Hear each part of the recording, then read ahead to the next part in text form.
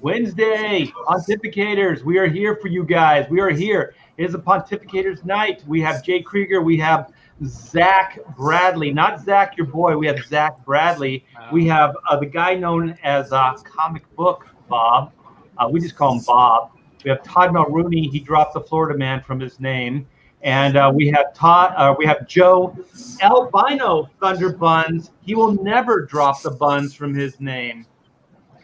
Never. You were synonymous. So how you guys been? Doing good? Yeah. Good. Yeah. Just working. Surviving the heat wave. Dude, it has been hot as hell up there. Heat wave. Oh, jeez. It hit 120 degrees this last week, man. And It was almost 100 here in Ohio.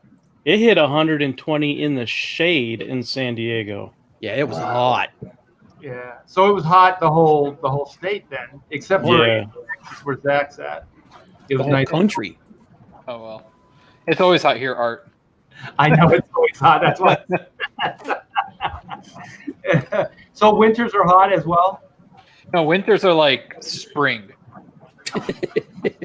Anywhere else. So it's like winter is like when you go out and you do your yard work and you start, doing actual outdoor activities. So winter's when it's actually tolerable. It's like decent to live there. Yeah, because the humidity goes down and the heat's not too bad. Where are you at? You're in Florida, right? Huh? Where are you at? Houston.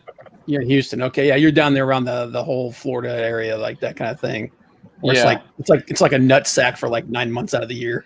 Yeah, but actually the last 2 weeks it's not been bad because we've been getting so many tropical storms that it's cooled everything down quite a bit. It's only I think like past week the top was like 85. Yeah, so. Take out the entire South, man. We get a little bit of a breeze over here. Helps out. Yeah, but weren't they evacuating that area of Texas or thinking of? Yeah, no, we did. We were all set to evacuate because of the hurricane, and then the hurricane totally passed us by. But the weather didn't even was come nice. close to us. Huh? But the weather was nice. Yeah. Oh man, we didn't even get rain. Nothing happened. Absolutely nothing happened. Yeah, but yes, the weather was nice. Well, we are going to have to talk, Zach, because your neck of the woods is where I am probably going to be moving very soon. Everybody's moved to Texas. It's where it's at. Dude, seriously, man. There's Spring, Texas, and then there's the Woodlands, and I think that's about 25 minutes or so from Houston. Yeah, from downtown. Yeah. Yeah. Yep. Just so you know, Art, they're starting to bring the way they vote in California to Texas. Only in Austin. Yeah. Yeah, only in Austin. They keep Austin has always been kind of like that way, though. Yeah, it's always been wonky. Yeah, Austin is where the California transplants go. Yep. Yeah, I do like Austin though. It's a pretty cool place. It's Not weird. right now. You wouldn't. It literally is. Yeah. Have you? Crowder walked downtown Austin and all this stuff, and it literally looks exactly like San Diego right now. Homelessness and all the crazy rioting and everything's boarded up. It looks like a war zone. Holy shit! I did not know that. Yeah. It's been about 10 years since I've been there. Oh. Yeah. Guess what, Art? We don't have any of those problems in New England, so. Yeah, but New England's New England. Well, that's right. You're afraid of the snow. I'm not afraid of it. I just don't like it. I don't want to die in like freezing cold weather. I like here where it's nice. I don't have to worry about like dying in a car if it freezes. I don't know, man. I just assume freeze is fry. I don't know. We don't get frying in California. Yeah, there's no heat death really, unless you're really stupid. Yeah. Yeah. So you're in Ohio, Bob. I was looking into that too. We could live like kings in Ohio. But you get snow and you get humidity in the summer, right? Oh yeah, it's like I said. Right now, it feels like a nutsack. So. I thought you said Texas felt like. Well, that feels like that 9 months out of the year. Okay. Just right now we're just happening to like we're getting a little bit of backwash from the paint. So you get 3 months of paint sweat, and then you get 3 months of like cold. Like more like 4.5, 5 months of like pulling icicles off your friggin'. Yeah, no, I'd rather have the humidity. And Bob, are you in Southern Ohio? I'm in Northern Ohio. Oh, Northern. I'm right next to Lake Erie. I'm about 20 miles from Lake Erie. Okay. I've been to Columbus, but never right up north. Yeah, I'm about 20 minutes. I'm about 30 minutes outside of Cleveland. Okay. Bob's in the extra cold area of Ohio. I'm in the part of Ohio where you could like if you could come up here and buy a friggin' palace for like $100,000. Oh yeah, we actually, my wife and I got married in Ohio. Is it Minerva, Ohio? Yeah. And it's a nice little area. Very, very flat. Everything in Ohio is very flat. Not a lot of hills. Yeah, it depends on where you go. Like you start going closer down around the Kentucky border, you start getting more hills and stuff. But yeah, up here it's kind of like it's like an Asian woman's ass. Where's Chester for that comment? Where is Chester? Yeah, Chester would have an image ready, so we're gonna have to rely on Bob and Bob's quick. Sounds like Bob was trying to lure Chester out from hiding with that comment. Right? I was expecting him to come in here eventually, man. It's like, where the hell is he? He's being slacking. Well, I just want to tease that we may have Kelsey Shannon in. So when I pitched him the topic, which will be which franchise is better, the Tim Burton Batman franchise or the Chris Nolan franchise? So I'm really eager to see what the chat has to say and what my pontificator brethren have to say about it. So we may have Kelsey bopping in, but since it was Joe's idea, Joe, you want to talk about a little? We're going to put a spotlight on, is it Phobos? Is that how you say it? Phobos. Phobos, which is Jason Brubaker's new book. So I do have a tab. Okay, cool. I will go to it. So you should be seeing Phobos or Phobos. There we go. And Nice.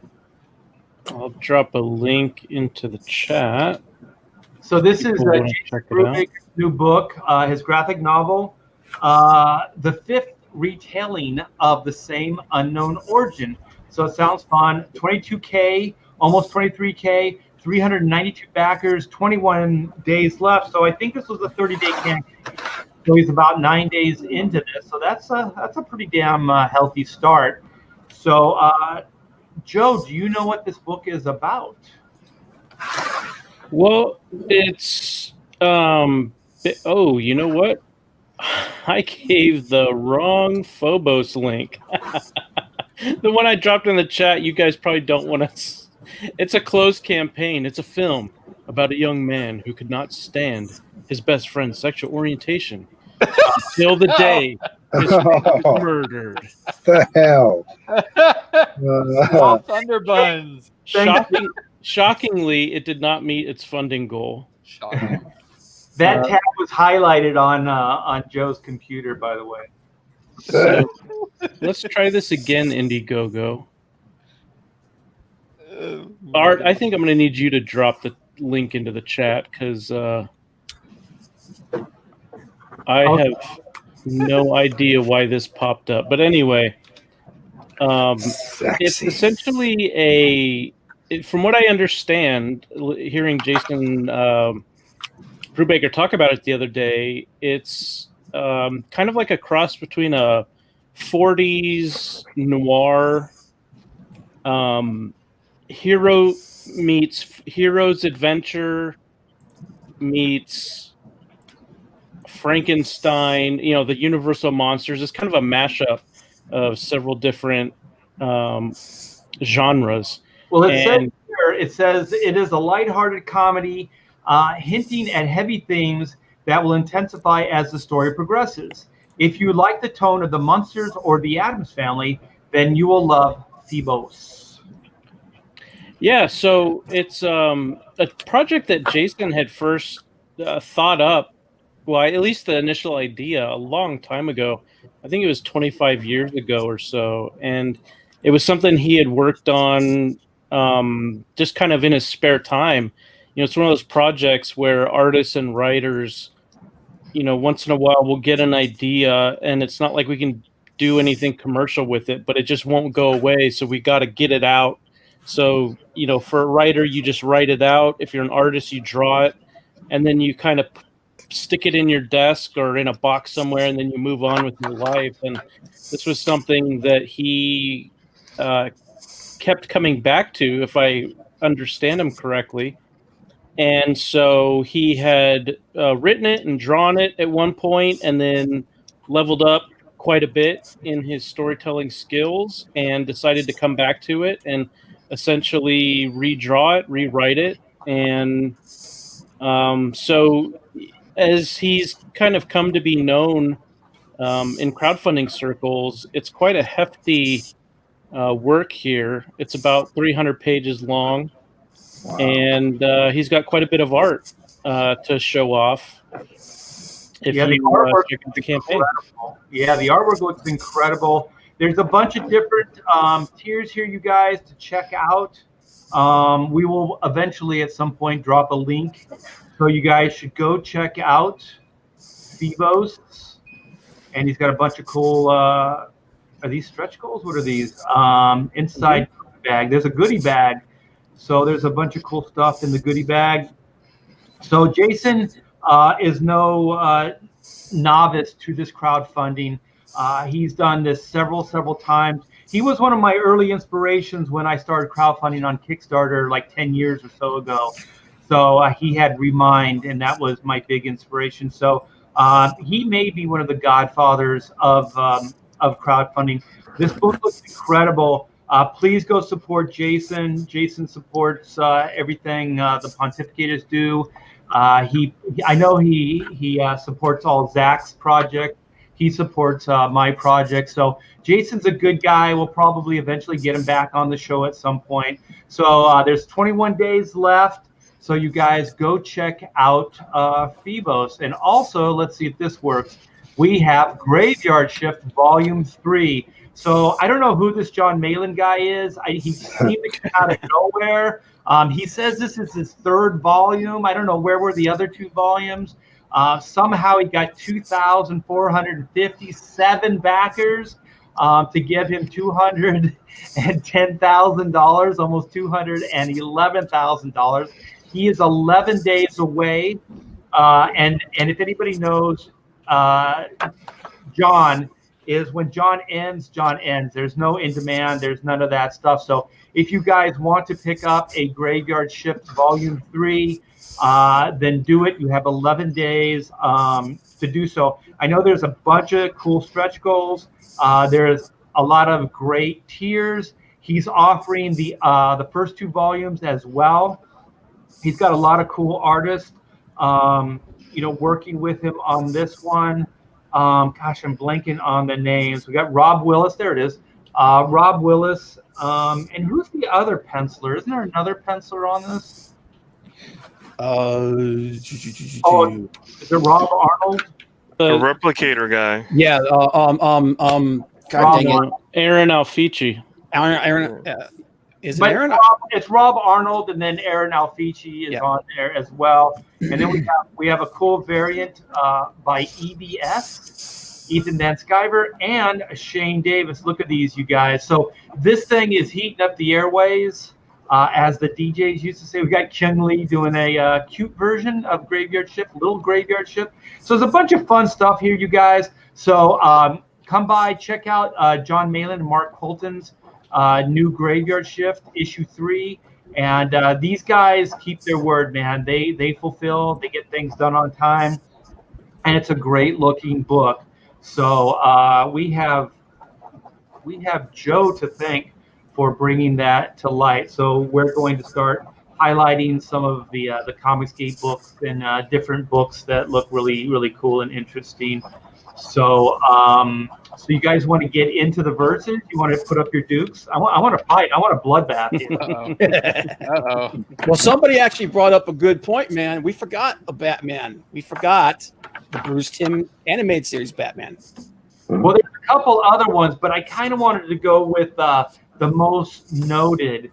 which is probably the Tim Burton and the Chris Nolan. I think they had the biggest level of success, but we can probably talk about those peripherally. But I don't know. There's a lot of people that think friggin' that Batfleck was the best Batman. No, there isn't. Dude, I see a lot. There's a lot of Russian robots. A lot of Snyder that Cut people. A lot of Snyder Cut people are like gonna come cut, and they're gonna cut you, man. There's a lot of bots that think he was good, but not a lot of real people. I liked Affleck, man. Sorry. I liked him too. I don't think he was the. I don't think he was the best. I don't think they were the best movies, but I like Batfleck. Batman's not from Boston. Boston. I liked Affleck because he was better than Bane in the Nolan version of things. That third Nolan movie really was terrible. It hurt. It was bad. Yeah, it was really, really bad. But I really like Ben Affleck in those insurance commercials or whatever, where he's the duck. Affleck.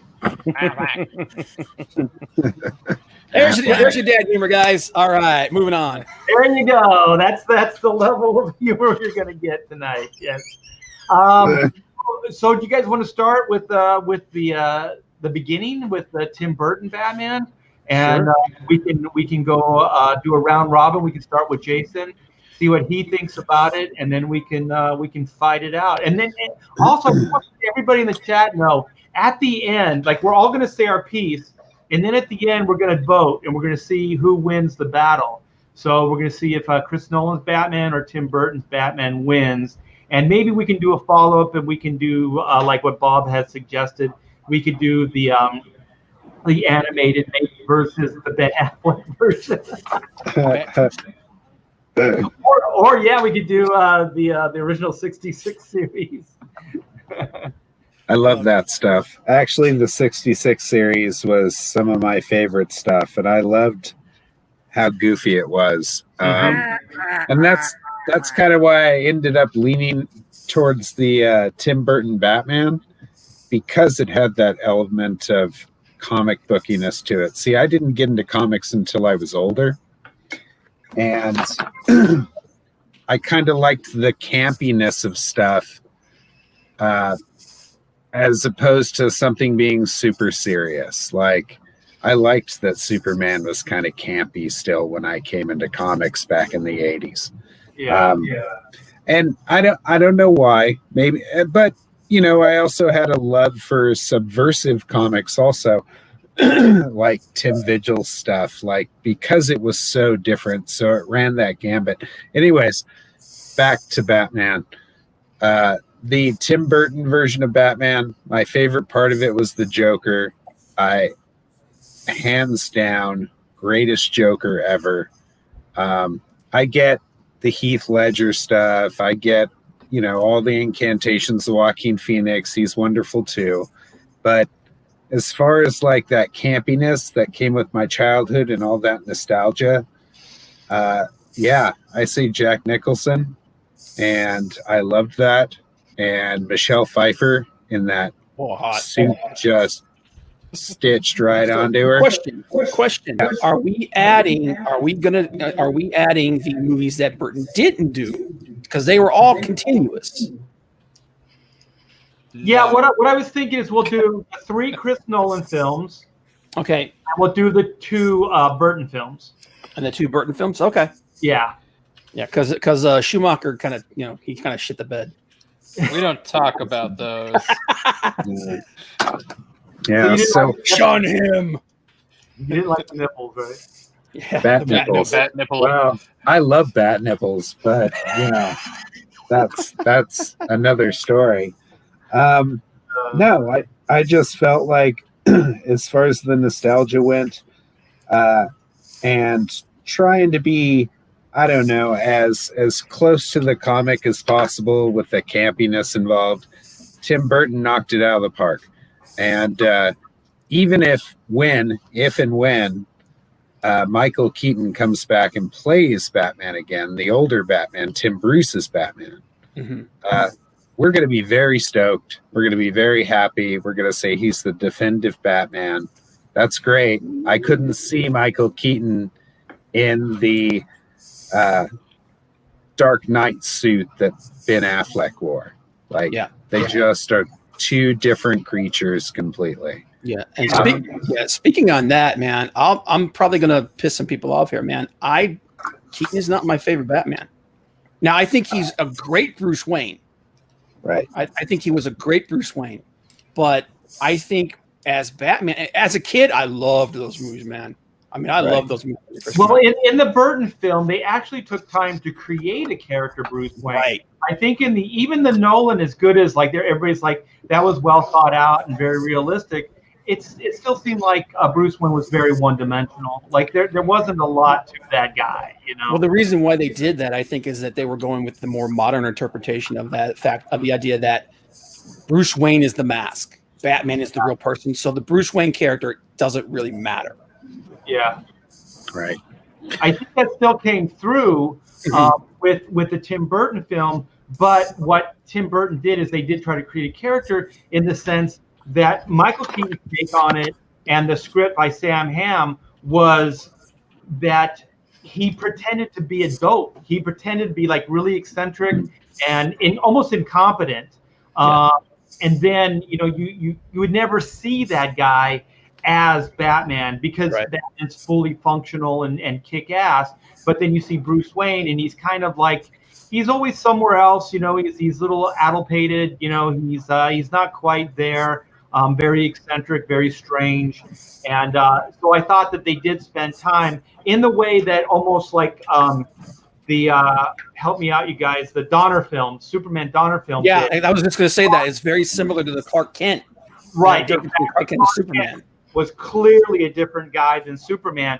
And I think they went with that same idea because they really felt at that moment in time to sell this, Batman or Bruce Wayne could not seem like the Batman character at all. Because, and if you think about the Burton film too, they also did a really good job of always hitting you in the head. I guess that's probably sounds counter what I just said, but they really made it obvious that he tried to hide anybody clearly looking at him. So there was this mystique. There was always like he was in the shadows, or even when Vicky Bell, he looked like she was looking a little too long at his face. He shined the light in her, you know, in the Batmobile. So he never wanted anybody to get a clear look because, you know, obviously, if you looked at him for any length of time and you knew who Bruce Wayne was, you'd go, I think that guy's Bruce Wayne.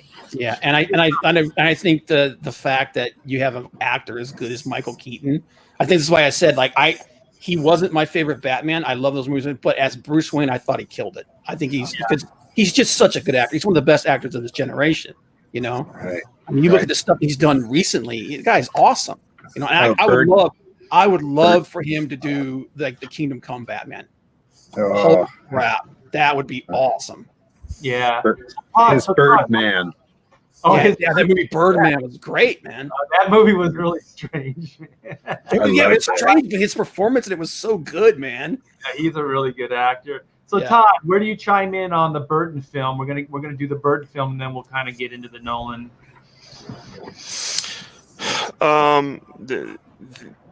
Obviously, the visuals of a different period, a lot of straightforward and physical effects, and not a lot of CG.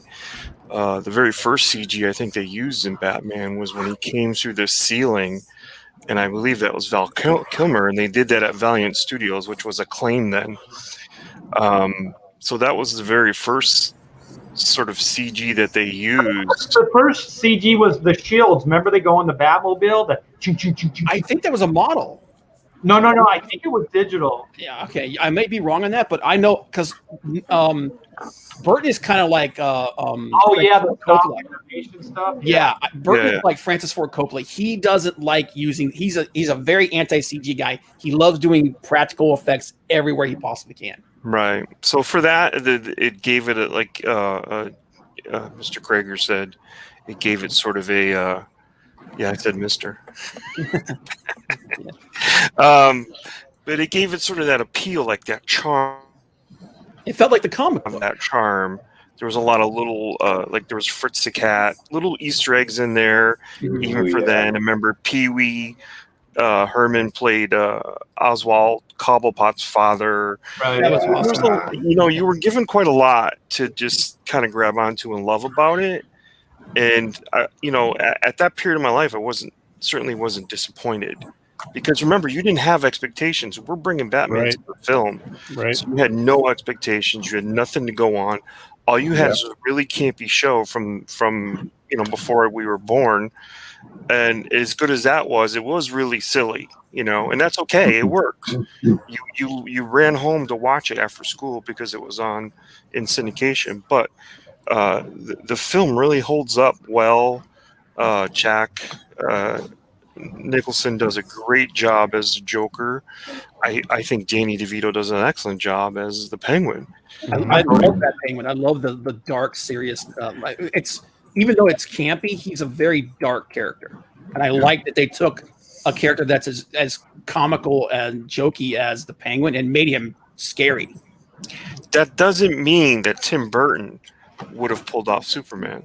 There was no way on this planet that Tim Burton nonsense that was that would have never ever worked as Superman. It would have really killed the franchise from before it ever began.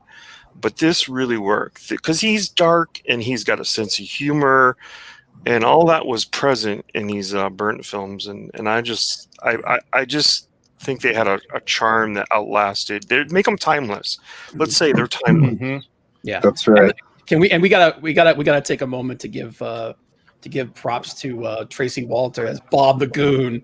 One of the best parts is you are my number one guy. There's so there's obviously things I could sit here and talk about that were bad. The Gordon part was bad. He really wasn't the Commissioner Gordon that we know. Yeah, it felt like they were trying to really do a hybrid of like a little bit more functional version, but the TV version as well. Yeah, but I agree. Like they did not know what to do with that Gordon character at all. That Catwoman is the definitive Catwoman. Yeah. That's the Catwoman that changed Catwoman. Yeah. And Art, don't you have a prop of that? Got something of that from. Yeah, I do actually. I do love me some Julie Newmar. And So hot, yeah. yeah, and you know what? Here's the one thing you're not mentioning either. Super awesome score by Danny Elfman. Super awesome soundtrack by Prince. Which, that's debatable. I know Todd likes it. So he's the man. He likes it. I love Prince, man. Yes. Dude, the soundtrack too. That was another thing. Yes. Yeah. Yeah, it was a great soundtrack. Is that the original Art? It's one of the originals, yes. Do you get your wife to wear it? Everybody asked me that. No. So you wear it? I do sometimes, though. I do. I would. Just keep it away from your father, right? And then I rub my bat nipples. Yes. I tune the radio, as it were. That's awesome. George Schumacher took what was basically a freaking cash cow, and he just freaking ran that thing straight into the freaking dirt. Yep. My God, man. So who ran into the Holy rusted metal, Batman. Yeah. That credit card. Ching. Yeah, the second one, I remember because my roommate, his name's John Moore, is good friends with Sam Hamm, and Sam wrote the first two screenplays for the Tim Burton films. And he said all Tim Burton wanted to do is he wanted to tell Gotham stories. He didn't care about Batman. He didn't care about any of the characters. He wanted just Gotham. He just wanted to like have some kind of story set in this environment. And so when you get around to the sequel, when Tim had a lot more power, because in the first movie, Warner Brothers, Tim Burton wasn't like the big director coming into Batman. He had a little bit of a sketchy reputation, so they forced him to stay to that original script. But then once that was a big hit, then he got to veer off and be Tim Burton again, and that's when you see some of the silliness that's in the sequel.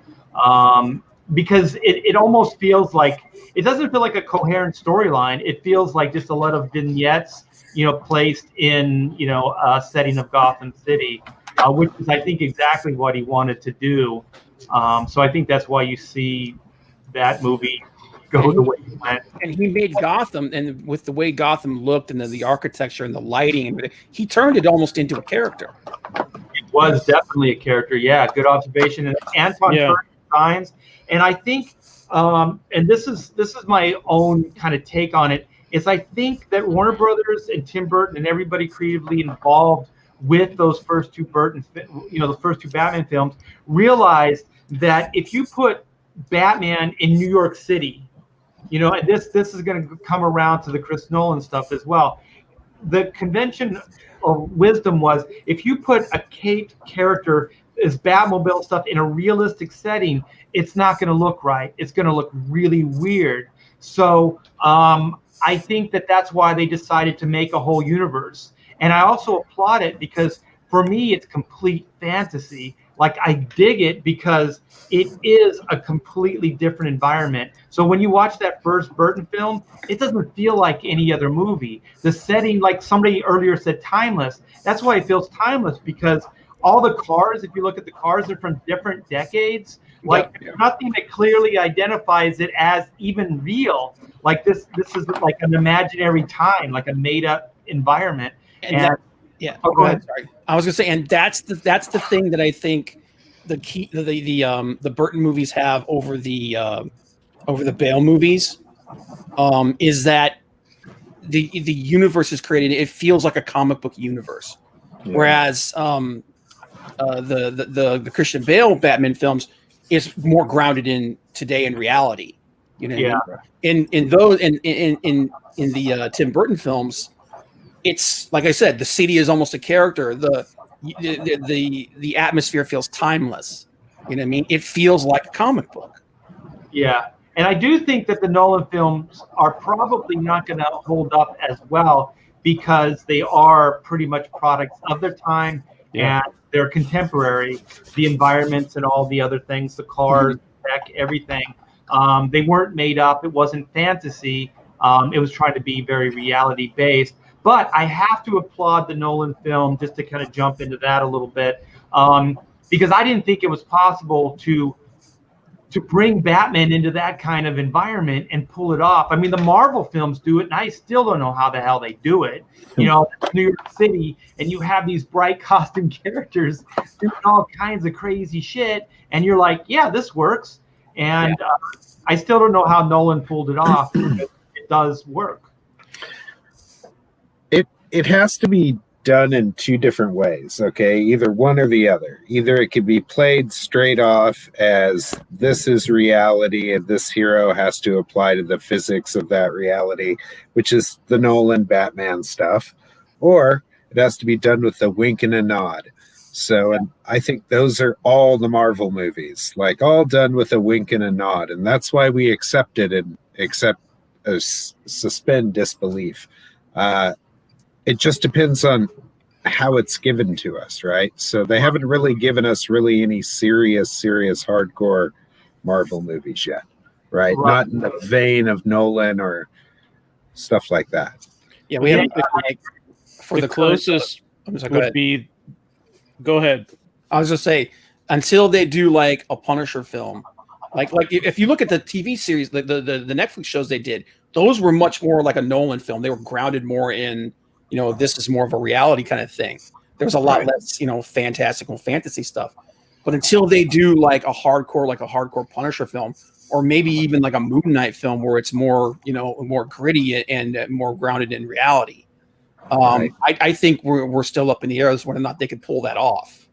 Well, I think as close to Marvel, to a Nolan film that Marvel got, is the first Iron Man and Civil War. The Civil War is really, that's straight up drama, man. There's very little of the Marvel formula in that film. It holds up as a thriller, like that could go toe to toe with a good Bond film, or better yet, like Born Identity or something like that. That's what Winter Soldier felt like to me. It was like a Bond film turned up. That's what I meant. Winter Soldier, not Civil War. Yeah, Winter Soldier. Yeah. Winter Soldier is the one that I was gonna say seems to be the most grounded of the Marvel movies. Yeah. And it's the one that I personally think was the best overall film. I agree. Yeah, that and the first Iron Man I still think are my favorite just overall. Like I can watch them at any moment. I never get bored. The humor isn't, tedious at times. It all works, man.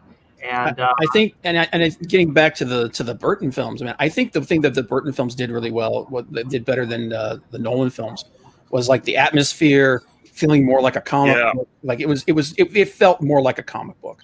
The thing that I think the Nolan films did better was Batman felt like he was truly like epic, like the Christian Bale Batman was an absolute badass. And the drama of it, the especially in the like Dark Knight, the Dark Knight, I think is like one of the best comic book movies ever made. That's the movie that I think that's when I think those movies peaked, and then we kind of fell off with Dark Knight Rises because of the various storytelling issues and whatnot. But just like the dichotomy between Batman and the Joker in that film, I think was the best version of that, best comic book version of that, especially if you're going with the modern version of Batman that we've ever seen. So I think that's where those movies are elevated is just in the actual character of Batman himself. Yeah, and I gotta speak for Zach. I think maybe he had some people over because he had a mask on. And then he took off. So I think Zach then says Tim Burton has his vote. So I think he's off taking care of something. So I hope he's okay. So we already have one vote for Tim Burton. So we got to write that down. So I also think the Tim Burton Batman was I like the mysterious Batman more than the really aggressive Batman. I like the idea that Batman can get aggressive, but to me, I like the more mysterious because it works better with the Bat persona, like intimidation, scaring, in the shadows, things like that. And I thought the Christian Bale version, they got a little bit into that, more like, here it is, but it almost felt like that's how modern movies do. They just kind of say it, but they don't show it. Like the Christian Bale character didn't seem as bat-like as the first Burton film, where he was kind of like go up on the cables and he kind of float down and things like that. It didn't feel as like shadowy, gothic bat as like the Nolan film. The Nolan film felt more like it's in your face Batman. It's more like you can see him in complete detail. That type of thing. Yeah, and I think that's where they kind of slipped up a little bit. Is they kind of moved too far away from the comics, and it felt more like an espionage film. Yeah, but I'll tell you, Gordon in the Nolan was awesome. Yeah. Oh, you didn't like it? No, I thought it was awesome.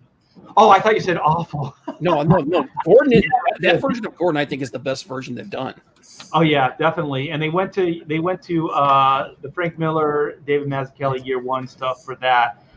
So that gets applause. So let's see what Joe has to say about the Tim Burton film. Well, I think that, as it was mentioned earlier, there was a timeless quality that really served those films well. I remember going in and seeing the first one in '89, having grown up on reruns of the Batman 66 TV series. And, I saw previews for the film. I thought, oh, wow, this is different. So I went in, kind of excited, but not really knowing what to expect. And I thought it was phenomenal. One of the things that I wasn't old enough to really recognize at the time, but I realized it after I was older and I was watching it again, was that there was a theatricality to the Burton films that I think was a very good adaptation of the theatrical aspect of the comics in the Silver and the Bronze Age. Yeah. And even though they were presenting this darker version of him in the bat suit, for example, and a kind of a darker well, certainly in the second film, a darker version of Catwoman and the Penguin most of all. I still thought that there was a theatricality, that this was a fantasy world. You knew you were in a fantasy world. It was timeless.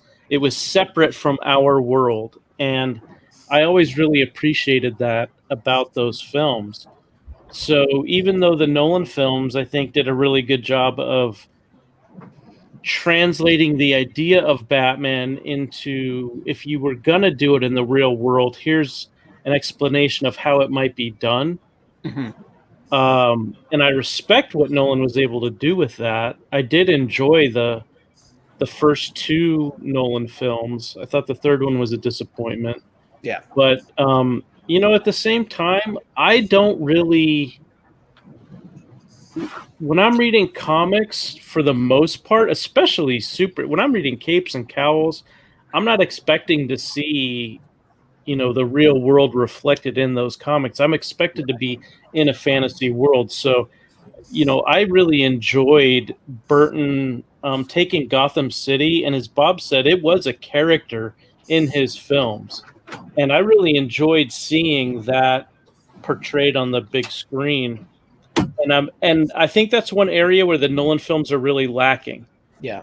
I don't see Gotham City in the Nolan films as a character. It's just a backdrop.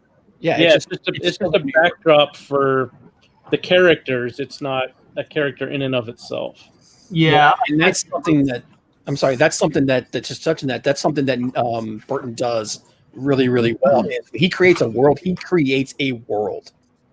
Yeah, I would actually like to see one of these comic book movies take up the mantle from those first two Burton films and create a reality unto itself, and to have the balls to try to anchor it into something other than, like we're gonna take the Nolan films, or we're gonna take from the Marvel movies or whatever, something that is complete fantasy. The reason I like the Guardians of the Galaxy is because art directionally and that world, that was thought out, man. That was like shit you'd never seen before. When I go to a movie, I want to see fantastic shit. I want to see art direction. You know what I mean? Like, I want to see movies that I want to go to a movie and see stuff I can't see outside my window. Right. And I think that the Batman Burton film, they did that. The closest to a Marvel film, I think, as far as the art direction that I really like, was the first Guardians. I think the second one there was some cool moments, but that first one, I tell you, you knew where everything was coming from. You knew where all their inspirations were coming from. But you were like, I don't give a shit. I know I'm going off on a tangent, but I don't give a shit. This thing is gorgeous looking, and it's inspired. Like, there was some fun ass shit in that movie. So yeah, I really did like that. So Todd, how do you feel about the wait, hold on, Todd, do it again. There's the Todd face. How do you feel about the Burton film, or the Burton films?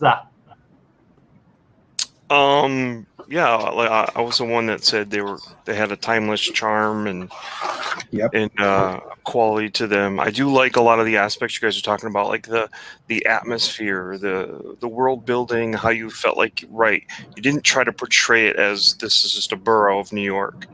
It was its own sort of identity that had grabbed from a lot of different sources, and that helped it. I mean, I'm sure it was a daunting task to think about, geez, how do we put superheroes on the big screen, right? Because not that book movies weren't being pulled from comic books, because there were, but they weren't pulling from sort of superheroes. I mean, Blade and stuff like that, yeah, but those are kind of easy. You know what I mean? It's horror. Supernatural, yeah. Yeah, it's a lot of supernatural and stuff. But this was really a daunting task because, like, you know, we read the comics and we know how Batman gets around. He either gets around by car or rooftop or whatever. And there's only so much you could do. So you got to tell a story that has a lot of that, what Scott McCloud said, you know, you got to be able to read the gutters. You know, there's that has to happen in movies sometimes too, where you just know, okay, he went from here to there, went from there to there, and if you show too much, you can make it look real campy. I think that's kind of why the Schumacher films failed. Ultimately, you're trying to, you know, like the villains on ice skates and dude, it's like Schumacher just basically drank a bunch of neon paint and threw it up on the screen. You know what the Schumacher films remind me of? Stunt shows. Yeah, it was like a stunt show. Yeah, they're very choreographed. Yeah. Mm-hmm. Yeah, mechanical, very choreographed. Yeah, it's like the Universal Studios stunt show. Right, and that's how they always felt to me. They just didn't have. Yeah, you know, you weren't. There wasn't anything that pulled you in, and you felt like you were along for the ride. You always felt like, okay, we're going to cut to, and now we're going to be on top of a giant ball, and then we're going to cut to, and now we're in a, you know, ice cave, and it was just silly stuff. And that's bringing that up. That's another thing is the way that the Burton films would transition from scene to scene felt like a comic book. Yeah, I agree with that. I think, and there was a lot of little. I don't know if you got some of the cinematography, but remember when he panned from underneath Michelle Pfeiffer and she had the glasses, her glasses were making the mask that she would eventually wear. Yep. And that was just brilliant stuff, you know? So there was a lot of Orson Welles put into that whole movie with shots and foreshadowing. And also, the thing I was disappointed with the second Burton film is that they didn't follow up on the Harvey Dent little cameo that was in the first one. And you talk about being progressive. Who was that? Was that Billy D. Williams? That was Billy D. Williams. That's what I thought. Yeah, it was Billy D. Williams. Call 45. Yeah. Works every time. That's the Vipers. It's funny because Todd, when you said it, it actually really, really rang true. And I think for me, if the Dent character and the James Gordon character were more. Hold on. You can't toast without a sip. Were more fleshed out in that first movie. I think that first Burton film would have been flawless for me. Because I think that was probably some of the weaker stuff. Because he just seemed like a dope. He seemed like a real dope.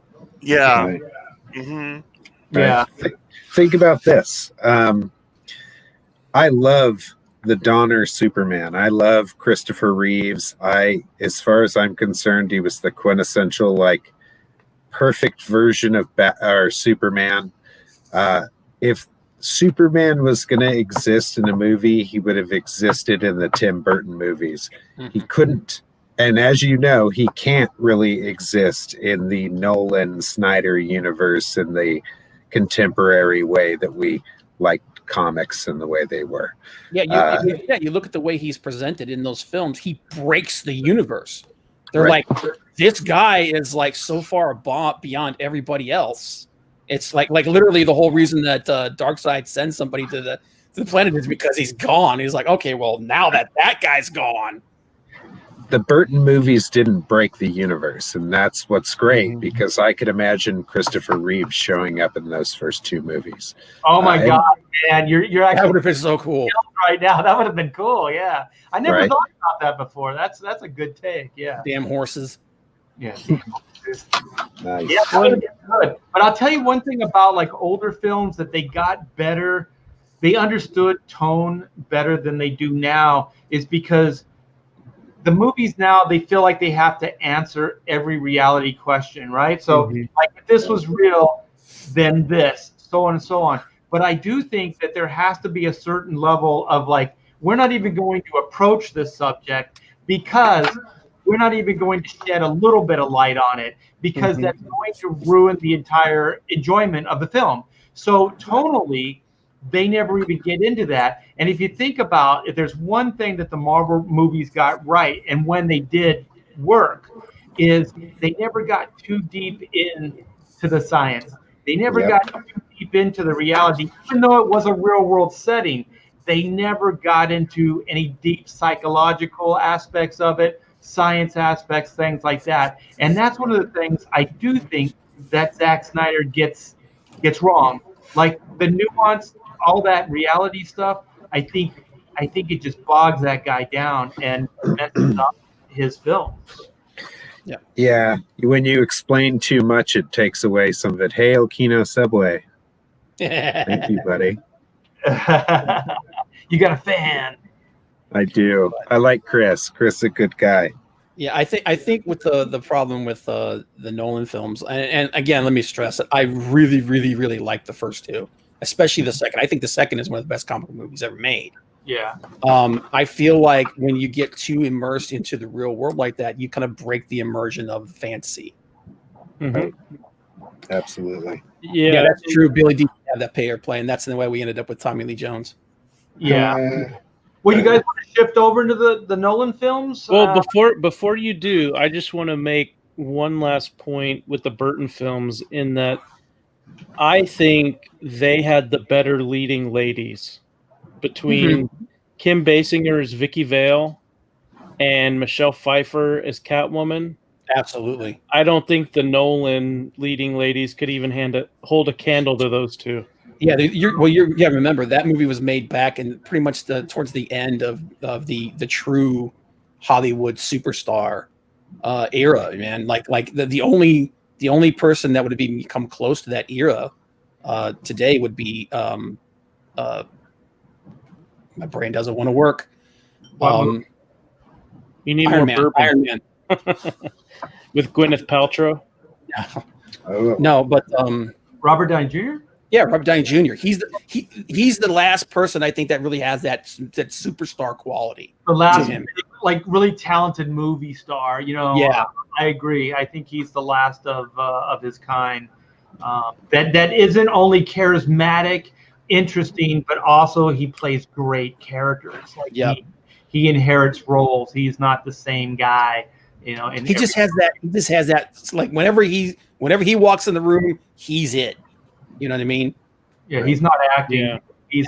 That's something that's been lost.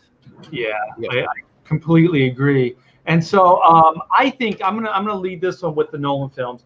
I think the second film, the one with the Joker, is there are some things in it that, like at the end, why is he going away? Why is he running? Because what's that Disney intellect? It's like he has to run because he's not the hero that Gotham wants. He's the hero Gotham needs. What was that? I can't even remember the phrase. What was the phrase? You guys remember it? That was basically not the hero that Gotham deserves, the hero that Gotham needs. I was like, that's way too heady for the end. And he's telling that to a little kid, like Gordon's saying that to his kid. I'm like, I don't even get this. What the hell are you talking about? I think I understand the gist of what you're saying, but that's awfully convoluted, thing to say. And also, the thing that pissed me off is, like, if you're going to end on that, like because it took me, I'm like thinking, how does this phrase work and stuff. So as soon as I thought I understood, I go, all right, this is a great lead into the next movie. Because the next movie, Batman's going to be hunted by Gotham PD. And I was like, hallelujah, I finally get my Batman movie where he is truly being hunted. He is public enemy number one. Like, nobody in the city is in his corner, but yet he has to fight Gotham PD, and he has to fight the bad guys, and he's got a PR problem and all of this shit. And I was like, that's a great way to start a third movie. And instead of like 8 years later, no, I want to see 8 years. I want to see 8 years of his life. And then, like, his knees are shot. I'm like, so we didn't get to see the Penguin. We didn't get to see the Riddler. We didn't get to see any of these stories. And you're just saying, like, for some reason off screen, all of this shit happened, and it's 8 years later. I was like, that is a freaking major cheat. And honestly, if I were in charge of those movies, I would not have done Bane as the final villain that he faces. I would have done that movie second, and then I would have done Dark Knight third. The last, like the finale, has to be the Joker. It has to. To be honest, there are scenes that are in that last Nolan film that feel like Joker scenes. Like they got what's his name, the Scarecrow in Arkham. Cillian Murphy. Cillian Murphy. Yeah, and he's kind of doing this whole thing, and they're burning things and doing all this stuff. That felt like a Joker scene to me. That didn't feel like a Scarecrow scene. A lot of that stuff felt like this feels way more like they were thinking that they were going to bring Heath Ledger back for the climax of this movie. You know, like they would probably set it up the same way, but you know, Heath Ledger would come back, and then they would kind of do the ultimate showdown. You know, kind of like Dark Knight Returns, where the Joker actually dies or something like that. Because it's 8 years later, if they kept that same you know, trajectory going. But I didn't like that. We all agree the last movie was pretty bad. But I'll tell you, and then I'll let you guys, like the genius of that second movie, the one with the Joker, is somebody. These things have always been hinted at in the comics, but the comics have never just distilled the Joker down to like one thing. Even the one thing that there's what Tim Burton did in the first is he didn't really distill the Joker down to one thing. He was kind of still multifaceted, and there was like a lot of different things going. Just like the comic they're doing right now. Right. But the thing is, Nolan and his brother that wrote the script, they distilled it down to anarchy. That's it. And then when what's his name? Alfred's got the best line. It's like, some men you just can't reason with. They just want to watch things burn. And I was like, holy shit, man. This is the perfect way to explain the Joker. When that movie was made, I was like, it was almost like a no shit moment. Like nobody had just simplified that character down to one thing. Because if that is truly your MO, you can't negotiate with that guy. You can't talk to that guy. There's no common sense. You can easily go, he's crazy, but that's even an oversimplification. That guy just wants to watch everything freaking burn. Like that. And that's like one of my favorite scenes is when he's burning that giant pile of money and tells the guy, just don't worry about it. I'm just burning my half. Yeah. You know, he's like, and then here's the thing. I like things that are cheap. I like gasoline, and it was like he's an agent of chaos, which is the perfect version of the modern version of the Joker. Yeah. So your point, Art, is a great kind of segue to another thing we can compare. Mr. Biggins in the chat was saying, let's talk about scripts. How do you guys think the Burton scripts stacked up against the Nolan scripts? Oh. Well, I know that Chris Nolan, right? Yeah. Well, Kevin, I think his brother helped him write it. Right. His brother's not Kevin Nolan. No, I know he's not Kevin Nolan. Kevin Nolan's an inker artist. Penciler too. Anyways, I think the Nolan stuff was really wordy from what I hear. He writes things out quite a bit, whereas Burton tends to have ideas that get storyboarded out and worked out beforehand, and whereas I guess Nolan's stuff is kind of leans into the more problem-solving aspect of things. So at least, I don't know. I'd have to see both the scripts side by side. I've seen the original Batman script, so I've got to see like what that looks like, but I have no reference other than the movie itself, right? Yeah. His brother's name is Jonathan, by the way. Jonathan. Yeah, he's the one that did. I thought it was really cool. Persons of Interest, which if you guys want to see good Batman stories, the first 2 seasons of Persons of Interest is like if you had a character that was Batman and a character that was Bruce Wayne, and you separated them. That's what that story is. But anyway, go ahead. Yeah. I'm actually looking forward to this new Batman because I think that they're going to take him and make him more detective than Batman. And I'd like to see him solve stuff as Bruce Wayne as opposed to being Batman all the time. Like Batman should be like a last case scenario type thing, right? Well, the one thing that they got right, I thought, in the Tim Burton films is, and this was kind of always an idea in the comic books, is that Batman is kind of Batman and Bruce Wayne are two different people. Mm-hmm. Like the more modern version is like he's always Batman, like Bob was saying, and Bruce Wayne is just a facade. But there was a time where people were like, there's two different guys. And so what I thought was cool, and I did read the first two, the original Sam Hamm scripts. Nice. And what they were creating is Vicky Vale was the love interest for Bruce Wayne. You talk about weirdly psychological. And Catwoman was the love interest for Batman.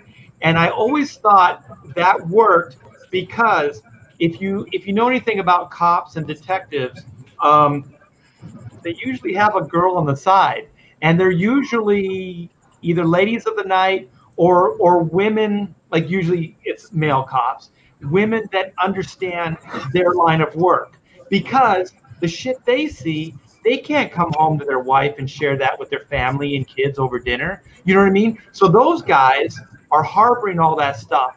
They're not expressing like, I saw the worst thing ever and explain that. So they got to kind of keep that buried. But then, there might be, a nurse that works late nights in the hospital and they get along, or EMT, or, even like, ladies of the night, those guys end up like hanging out with, because they're that darker side. You know what I mean? Like there's two sides of their personalities. That's the way he's always been depicted in the comics too. He's always had these love interests, but when he's Batman, it's always kind of shifted back to like Catwoman. She's always been there because she's like the whole idea behind Batman is that he's almost like you said, he's almost has a split personality. When he puts the cowl on, he completely changes who he is. At least that's the way they did him for a long time until very, very recently. So I like that better. I like that idea better because also it goes from the psychological aspect that we all have to admit Bruce Wayne's fucking he's messed up. Like that was when they did the original Arkham. Remember they did the original Arkham Asylum storyline where he got trapped in Arkham and they started psychologically analyzing him, and they came out and realized like this guy is messed up. Yeah, he's a damaged human being. He's just taken that damage and he's turned it into something positive. Yeah, and he's positive, and there's a code of ethics that he cannot cross, and X, Y, Z, and that's why it works. So I know that the Nolan film played it more like there was just the one guy, and that Bruce Wayne was kind of the act. Right. And I did appreciate the deviation, but I feel it's less interesting. And also the Catwoman character in the Nolan films I found completely uninteresting on every freaking level. There's nothing I thought that was cool about her. Art design wise, I thought it was boring. I thought the actress was flat, and I thought that both of them who played God, what was her name? His love interest in the first two movies. They changed it. It was Katie Holmes in the first movie, and then it was Jake Gyllenhaal's sister. Holly Holmes, whatever. That's how forgettable she is. But both of them were just like there. They were like, they were like, okay, we need to fill this slot. There you go. But yeah, like you said, you can't compare the leading ladies between the two of them because the Burton films kill it. Yeah, and I think Alpha Proto says this is great. This is right on. I didn't like Nolan's Batman because his goal was to stop being Batman. Yeah. I'll tell you one thing, and I know this from early interviews with Schumacher, is that Hollywood has romanticized this stupid ass idea, and they tried to kind of play it out with Tony Stark as well, that they want to cure him. They want to fix him. Yeah. You know what I mean? They want like Batman to have this mega happy ending. And to me, there's only one ending that ends well for Bruce Wayne, and that's the Batman Beyond ending. That's like his wet dream, is to be able to have a protege like That's going to carry it on. and to carry on in exactly the way that he would have wanted to do it. And he still gets to be an active part of it.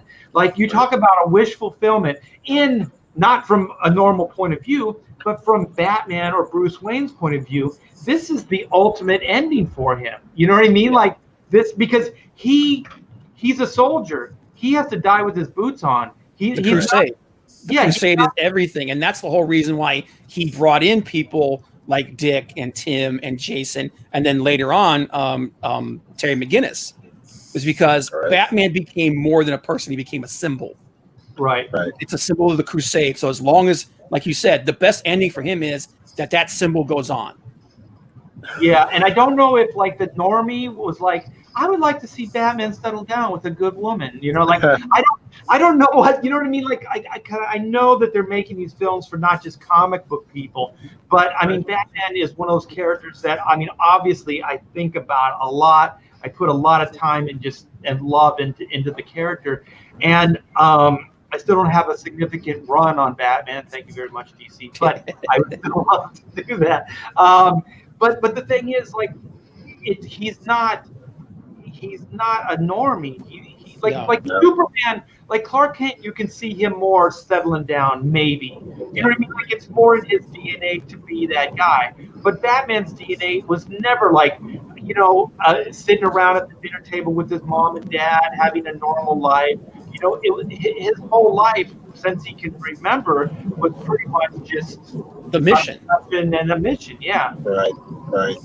It's true. I actually have a unique take on it too. Like I love Batman in certain ways because he's taking control of his grief and doing something with it. And inevitably, I kind of feel like Batman wants to be Superman. Like as much as he has to have contingency plans, and I have this unique perspective because when I was a kid, my father was murdered. So I get the idea of having something taken away from you and then reaching so far to try and fix it that you become Batman, right? So that you have a contingency plan for everybody so that nothing bad can ever happen. So inevitably he wants to be Superman, right? I always loved Superman more than Batman. And it was because Superman is perfect, like in every way almost. Yeah. But he also has that loss also. He lost his parents. But it doesn't scar him, and he's aspirational. It's because of the difference of the upbringing. Yeah, and they've actually played into that idea several times, because there have been one of the biggest things that as much as Bruce likes Clark, he's pretty much his best friend. Right. He's like, if I had your power, do you know what I could do? So he looks at Clark almost like you're half measure. You don't go far enough. Well, I think he does. Oh, I'm sorry. I did like in the Justice League film, and you guys are going to crucify me. Everybody in the chat's going to hate me. But one thing I thought that was good is that the Affleck character, Batman, said to Wonder Woman, or it was, I forget who it was, but he said that we need him because Superman can be the guy that I can't. Right. Like he actually said, I'm damaged. I'm effed up. If I had those powers, I would screw shit up. Like Batman has to be that humbled guy. That reality that enters into the equation, his bones can be broken, he can be killed, all those things. Those are beneficial to keep that character humble. Because if he had the power of Superman, I don't think he'd be a good. They've actually done issues where he did have the power of Superman, and that's kind of what happened. He started going too far, and they're like, okay, we got to shut this guy down, you know. And that's just like in they did like remember the story was it the Tower of Babel storyline where Ra's used his contingency plans to take out the Justice League, and then as Bruce was leaving, when Bruce quit, they're like, he comes like, you know, did you have a contingency plan for yourself? He said, yeah, it's you guys, the Justice League. You're my contingency plan. So I think he recognizes that, but he still looks at it and is like, man, if I just had that power for a day. Well, Hey, it's Jason, I'm sorry. I want to back up for a minute, man. Go ahead. I'm sorry for your loss, man. That Oh yeah. I was 16 years old, man. It was a long time ago. I know. And I don't bring it up to. I usually never talk about it. It took me a long time to actually not use it as something like, well, my dad died, and having that emotional thing to lean on and be like, well, I can justify my bullshit behavior. It took me a long time to figure it out, like 20 years. And then once I did, things changed for me. I've always kind of loved comic book characters, and the tragedy of some comic book characters is that they have really terrible upbringings or something bad really happened to them. And I think that drew me to superheroes because it allowed me to escape a bunch. So, but what I was saying before about Batman, and I appreciate you guys, Hey, no problem, man. I appreciate it. What I was saying about Batman is that when he does get that power, yeah, he overreacts. Okay, Batman is an overreaction to his childhood. If you're to look at it as a psychological thing, and if he were really like Superman, he would be perfect. Okay, he'd be able to be stoic in the face of tragedy. He would be all those things. So be Superman. If you're going to be anything, be Superman. Yeah. So. And I think that inevitably they write Bruce like that, okay, where he has to go crazy given that power because he's so damaged, right? But all he wants to do is be normal, like a drug addict or somebody who's an alcoholic. I mean, literally the thing they tell you is we wish that we could drink like normal people or do drugs like normal people, where there's a line that's drawn in the sand. Right.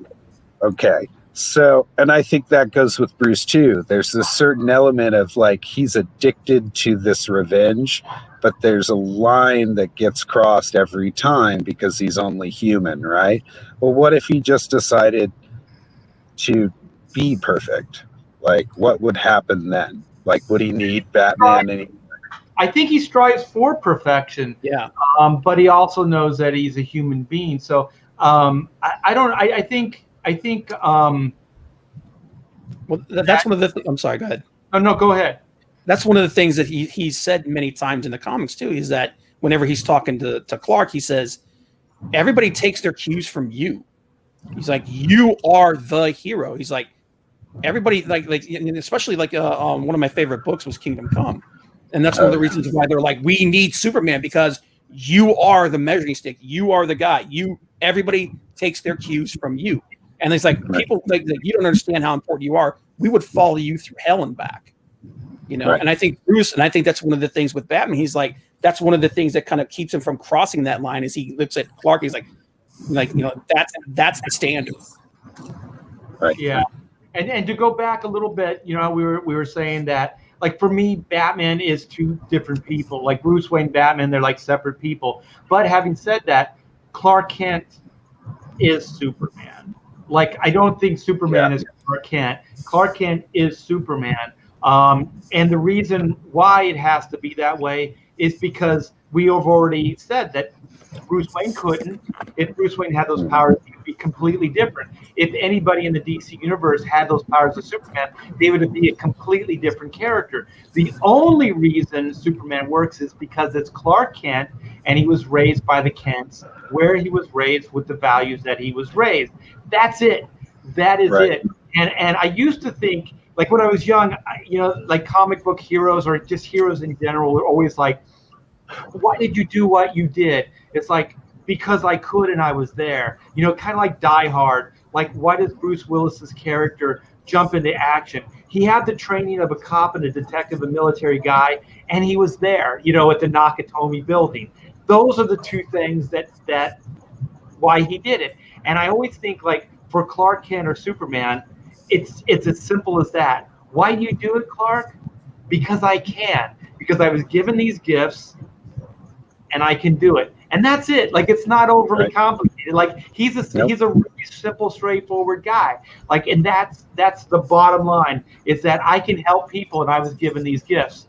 And it's just like, I guess maybe it's biblical, but like if you're an artist, you share your gifts with the world. If you can sing, you share your gifts with the world. Like, that's your calling. So, Clark has the power of a god. So that's what he does. He shares his abilities and his powers with the world. And I think that, like, in a current day and age, like a modern society, 21st century, everybody wants to convolute them. They want to get the motives, like, well, that's too simplified. It's too it's too overly, generalized. But it's not. Like, for that character, it's not. You should never complicate Clark Kent. Clark Kent is just a very straightforward guy. Period. He's just a genuinely good person. Yeah, and he has to be to have that power. And I think Quentin Tarantino in Kill Bill 2, when David Carradine talks about Clark Kent versus Superman and how Clark Kent is a reflection of his, like, critique of the world, is what it is. He's always Superman, whether he puts glasses on or not, right? I think that rings true, okay? I think that critique is probably the most dead-on critique of what Superman is. Like, he always is Superman. And whenever he's bumbling around, that literally is his critique upon the world. Like, he sees or whether or not he sees it that way, him bumbling around is just literally him trying to be like us, and he'll never be like us. And that's the thing too, that goes into part of his personality as well, where he has this is kind of the flaw that Clark has. He truly believes that every person has the potential to be good. You know? Right. And Batman can see the flaws. Right, which is why Batman looks at him and says, "You're naive." Yeah. But I want to back up. Okay, so I still think that Clark Kent is Superman. And what I mean by that is his morality, his belief system, because he was Clark Kent before he was Superman. But he always had those kind of abilities. He kind of grew into them, so on and so forth. But his morality is that. So the Tarantino, I agree, just that, like the bumbling Clark Kent, that is an act. You know what I mean? Because he's trying to basically sell, like, I'm not Superman. Yeah, the whole thing with where he slunches a little bit to make himself look shorter. You know, he's the best. But even when he does that Clark Kent, that character of Clark, the version of Clark Kent, is still a genuinely good person.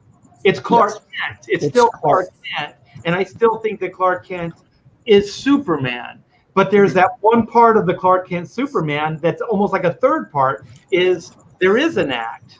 You know what I mean? Because he's not always that Clark Kent. He's only that Clark Kent in public, where he's slouching and he's doing the act. And that comes from him wanting to be part of those people, though. He wants to be with humanity. I think what it comes from is that he has to hide that he's Superman. I think that's a deprifuge. It's a guise. So, because if he was really functional as Clark Kent, then people could go, oh, well, maybe he's Superman. I know these are really loose logic, because if you just look at the two, it's like, oh, that guy's got glasses, that guy doesn't. Oh, it's the same guy. Yeah. But we're supposed to buy into that. But, like, personally, I do think, like, now that we start talking, even though we're supposed to be talking about Batman, sorry. There is like a third Superman, if you think there's a third guy. So there's the core Clark Kent. When he's around his family. Right. There's the Superman, and then there's the bumbling, like, kind of act that he puts on. The secret identity. He's Yeah. Right. Oh, by the way, Art, if you're open to it, Mr. Biggins would like to come on and share his thoughts real quick. Oh, sure. Yeah. Are you going to invite him? And that's exactly what Blue Samurai Zero just said. Marv Wolfman even wrote him as Pa can't showing him how to put that act on. He's like, hey, why don't you do this? Why don't you scrunch your shoulders up a little bit and make yourself look shorter and awesome. Your hair, like, make your hair a little disheveled and and actually people don't really remember this, but you remember that back in the day, Clark actually stuttered a little bit. Yes, he did. He said, he's like slunch one shoulder. He's like, just slightly. He's like, just make yourself look imperfect. Yeah. So no one would ever buy that you were Superman. Yeah. All I ever think about when we're talking about him is his glasses coming off in that Superman movie and falling in the fire at Niagara Falls, and him having to reach in and grab them and hide them from Lois. And whenever we talk about him, that's the visual that goes through my head when I see his face, like his hair and, I'm fine. And it's, I wish that guy was alive.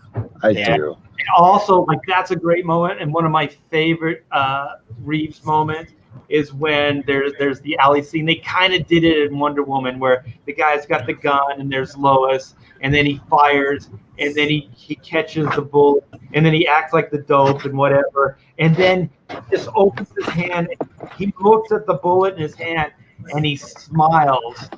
He just gives that little smile, like he's so happy that he saved her life. Like, he's really happy. You know what I mean? Like, it's not just like, holy shit, that guy is evil, I got to kick his ass or whatever. He's more like, I'm really pleased that I was able to save this person's life. And I think, like, that's those little nuances, those things, those are. You guys want to hear something crazy? Yes. If he were still alive today, he and Michael Keaton would be the exact same age. Wow. Yeah, they were both born in September 1952. They'd both be 70. I saw something. Oh, no. Actually, no, I'm wrong. Keaton was born the year before, so Keaton would be 1 year older. But they could both, like I was talking about how, like, I would love to see the Kingdom Come version of both those characters. They could play both of those characters if he was still alive today. So Christopher Reeves would be 69, dude. Yep. Well, let's get back to the Nolan films. Okay. So, we lost Jason. So, yeah. Well, you know what? I spoke a little bit about it. Let's see what Joe has to say about the Nolan films. We haven't heard really anything from Joe.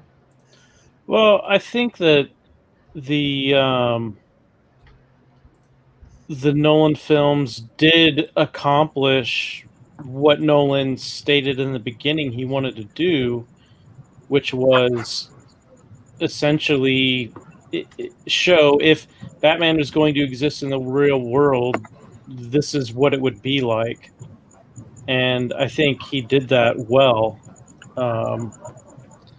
There are definitely moments where I thought it looked very cool or sounded very cool, but ultimately each one of the Nolan films I was disappointed in something.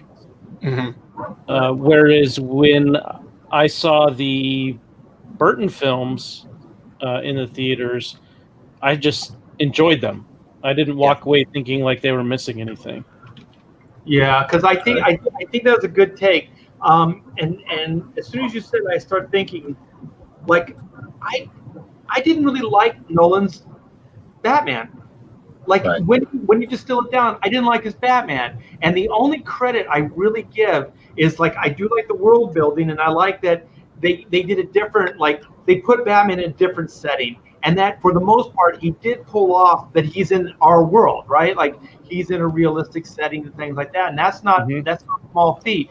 But I really think if I had to distill the Nolan films down, for me personally, it's the Joker. That's it. Like, the Joker is his gift to the Batman mythology. Because I think the first movie is really good at setting Batman up, though. Yep, I do too. I think the him connected to Roz. I think them taking elements of Bruce's connection to Ducard and using that as part of and crafting that. I thought the first film was well done, but I agree with you. I would much rather they had not tried to make it so grounded in reality and more of a comic book universe, a universe where you don't have to be that grounded in reality. Well, I think what there were two things that the first movie did that I didn't like. I did like that ice stuff when he's with Descartes or whatever. Mhm. That stuff's brilliant. I love all that shit where he goes, you know, and he's got the flower, all that setup. I love the stuff where he goes on the street. He lives on the street and sees how people can turn to crime and what the different levels of crime is. He learns the psychology, not just by reading a book or whatever, but he lives the lifestyle, but he's still kind of misguided. The thing I didn't like is that Descartes, you know, the Ra's al Ghul character, he spoon feeds him. He pretty much tells him, use deprefuge, whatever, like use theatrics, do this, do that, and then he goes, what scares you? Like, it's almost like talking to a child. Like, it was almost so spoon fed, and I thought that for Batman, for Bruce Wayne, it has to be more personal. Like, no one tells him that shit. He knows it. Yeah, which is one of the best things about the animated series, especially the episodes when they show him thinking back in the past when he decided to go on his journey to train.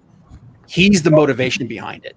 Yeah, and that's what I thought they got wrong. Like, and then he goes back. He's on the plane with what's his name, Alfred, and then he says everything to Alfred like it was his idea, and I was like, no, I just saw the scene. That other guy said all that shit to you, man. Yeah. And also as far as screenwriting, you never repeat the same thing twice, and they did that almost back to back. So I never liked that idea. And then the thing is, at the end where he goes, I don't have to save you, you know. And I didn't like that. Was one of the big things I had. And I was like, that's fucking cold, man. Like, that's not Batman. That's not. Yeah.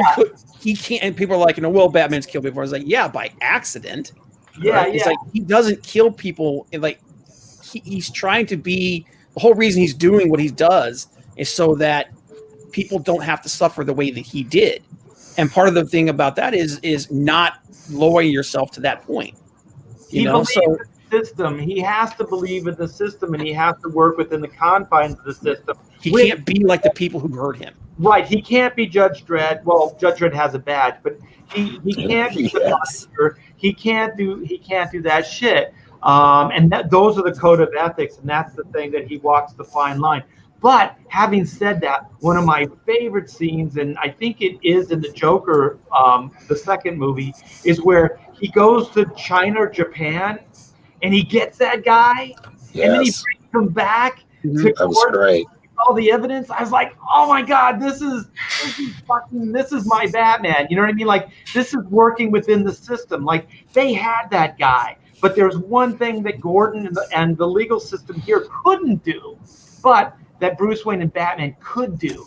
And he went and got that guy, brought him back, and then they just hung him out to dry. You know, that's the thing that Batman is supposed to be. He's supposed to be the guy that does the things that they can't. Exactly. And he works within those confines, but he isn't judge, jury, and executioner. He isn't those things. And I think by crossing those lines, then he's a villain.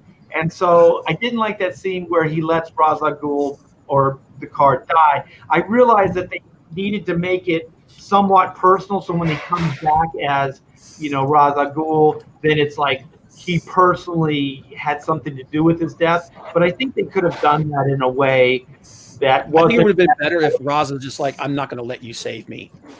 Yeah, or like I'm going to make you carry this. Yeah, because actually that would be a way better scene, Joe. Because also, if he knows that he has another life, and he knows that, I mean, Bob, I'm sorry. I have 3-letter words. We got facial hair, and we're both wearing alternate hats, but damn, man. Bob, yeah, that's a great observation, because then it works on all levels. You know, because then if Descartes knows that he's this other persona and that he can basically come back from the dead, then, you know, it works. And also, just as a major cheat, Nolan never shows. Well, Nolan never shows how that last pit works or any of that right patient stuff. So that's a complete cheat. The thing is the Lazarus pit does not work in Nolan's film the way it works in, because they do show the Lazarus Pit. The pit Bruce comes out of is the Lazarus Pit. It is. Okay. The vision he has of Roz in that pit it's a fever dream. Okay. Yeah, he's not real. He's still dead. But I would have preferred if been like, here he is. He's like, this is my revenge on you. I would have preferred, again, put it in the comic book universe. Right. I mean, it doesn't have, and I think that was one of the things that, especially in the final film, he hamstrung himself. He Nolanized it. Yeah, he Nolanized it. But Mr. Biggins, what do you think, man? Yeah, I'm sorry, Mr. Biggins. I wanted to introduce you, but we were kind of things. How you doing? Sorry about that. Thanks, Mrs. Biggins was in the kitchen. She didn't know I was live, but thanks for having me on, Art. Hey, no problem.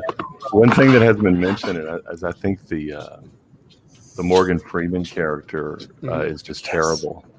He's awful. He's an awful, boring character. Even if you love Morgan Freeman, which most of us do, the character is written poorly. He's really a boring character, and he sort of steals an essential component of Batman. I think the issue I have with him is that those are scenes that should have been he should have had with Alfred. You know what I mean? Alfred is one of his hardcore angers. Well, no, because Alfred isn't a tech engineer. Alfred's not a techie.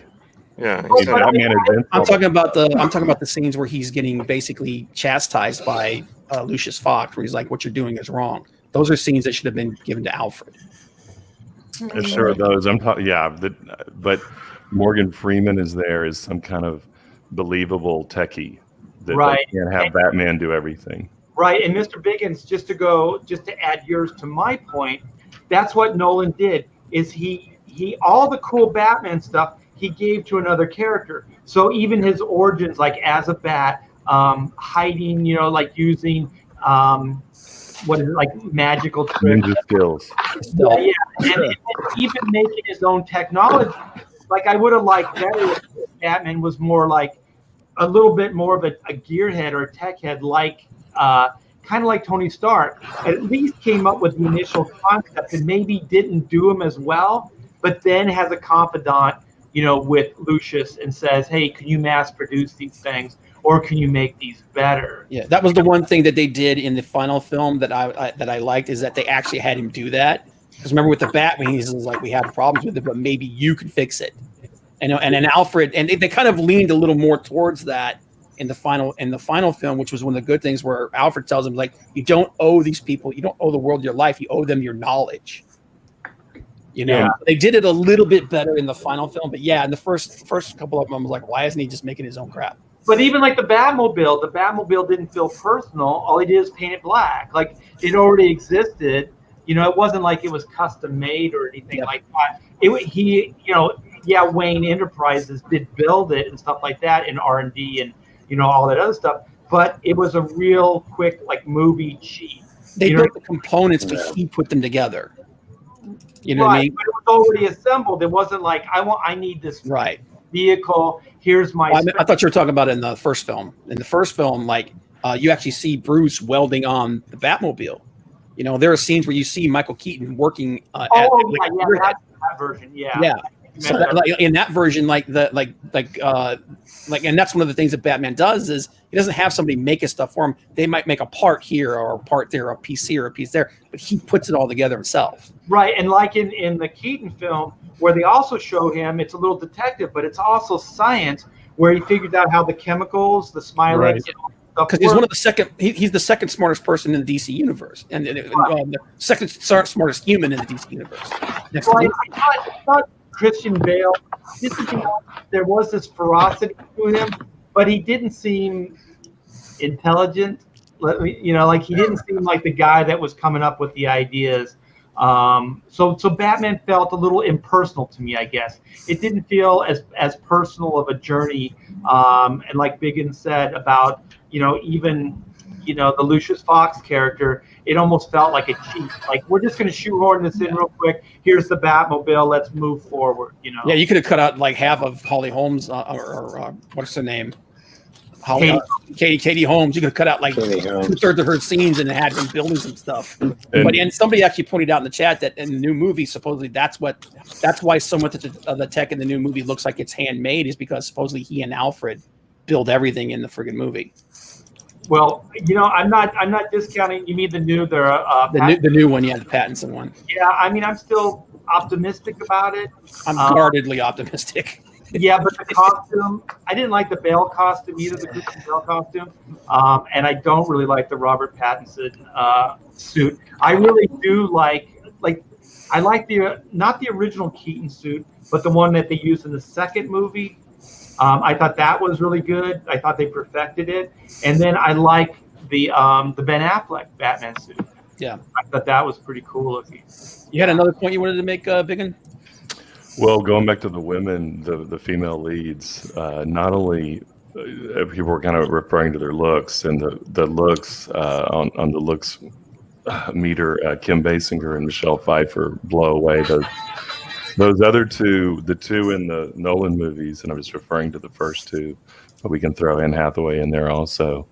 I mean, these are very average-looking women, but also it's their relationship to Batman, where Bruce Wayne and Batman he's kind of a cuck in the Nolan movie. Yeah.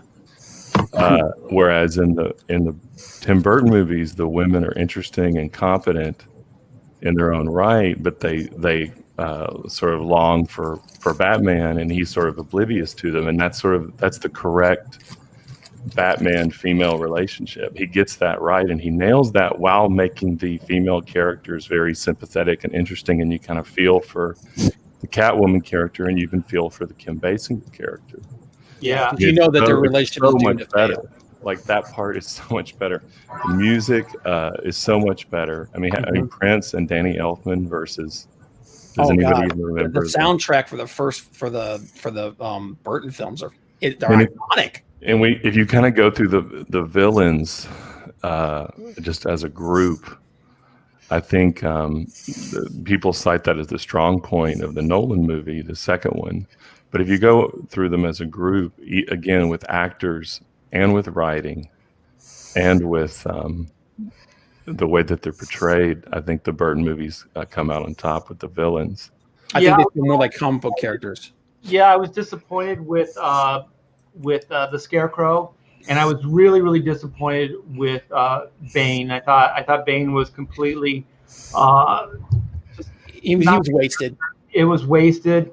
I think I liked him until that ending part. I'm like, you just literally cut his legs out from underneath him. Like he needed to be the villain, and that's one of the reasons why I was kind of like, that movie should have been second, and then Dark Knight should have been third. Well, how did you guys feel about the fact that in the first movie there was the Ra's al Ghul character that looked like the comic book, and then you got this British guy, with the goatee that actually is. So they kind of threw this like detour in there. I always wanted Ken Watanabe to actually be Ra's al Ghul. Yeah, that's exactly where I was going with it. Because I just felt like, this Ducard character is interesting, and now you're introducing to me something that is next level, and you're keeping it more of a mystery, and then that's the guy who comes back. And maybe he comes back in a second movie, doesn't really matter. But you would have really set me up with something of a more interesting character.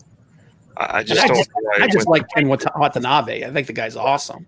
And they weren't fooling anybody. No. You knew that the card character was going to play a dual role. You knew that he was going to be, Ra's al Ghul. So they weren't even fooling anybody. I didn't really care for that. It felt a little cheap. How cool would it have been if at that party scene when she introduced, like, what's your name? Ra's al Ghul, and he turns around and it's Ken Watanabe. I'd have been like, and then you're like, oh, he's gonna kick the crap out of him. Yeah, I would have went, yeah, that's cool. Yeah. Well, I think that what you guys are talking about has a lot to do with presence and what the character brings as a presence to the story, what the actor brings as a presence to the role. And I also think that what Biggins was talking about with the women, not just in their appearance, but also what they brought to the role. With Kim Basinger, she's obviously beautiful, but she also had, kind of the duality of this reporter that's going to put herself into danger, but she also has this vulnerability. And then with Michelle Pfeiffer as Catwoman, once she takes on, that's also in a way a dual role, because she starts out as Selena Kyle and then takes on this Catwoman persona. And when she was in that Catwoman suit, she didn't just look good. I mean, she owned that. She became that character. She owned that role. She became that character. And I always come back to the scene where she's using that whip to put out the candles, and she actually did all of that herself. Yeah, that wasn't special effect. And the female characters in those Burton films had so much more presence than in the Nolan films, and I thought that they were great compliments to Batman. Yeah, the only thing I didn't like is the kitty CPR. That was pretty silly. The what? The kitty CPR. Remember when she Oh died? yeah. You know what? Oh, Though? yeah. Jumping on her chest and they breathing into her mouth. Yeah. But Well, that gave it. They put a supernatural element in it, which was kind of again, comic book universe. a little bit cool. That there is a slight 5% supernatural element to Batman. Yeah, Spirit Scar's got a point too. Sean Young was originally supposed to be Catwoman, and I'm like, thank God. Thank you. Well, You dodged the bullet there. And able to act it. Yeah, I don't think Has anybody talked about the voice of Batman in the Nolan movies? To me, it's so distracting. It's been made fun of. it's a throw Batman. It's terrible. It's freaking terrible. And did he also? And this guy has a lisp that nobody talks about. It's like him talking like that. It's I like think he had water in his mouth all the time. the dude the guy has a mild lisp, and it just both the Bruce Wayne and the Batman voice just take me out of the movie. Christian Bale has said that he that's the one role he wish he could have done over and reworked out things, and he felt totally unprepared for it every time he did it, and then whatever he stuck with in the first film he had to kind of go with, right?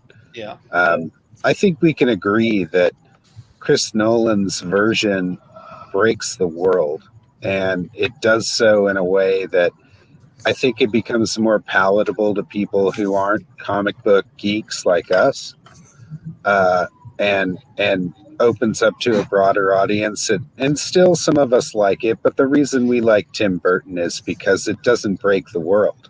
We could imagine Superman in that world. We could imagine other characters popping up in it and not have it be so far out of the realm of, disbelief for the world that we're in.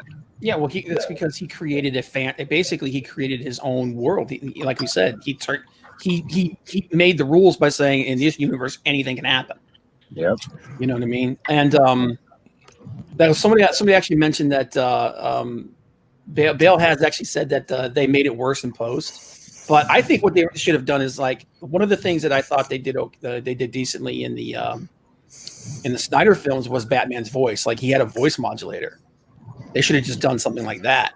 Yeah, I like that. I like that aspect of it too. I'm glad they didn't get Ben Affleck to be all like, "Roar."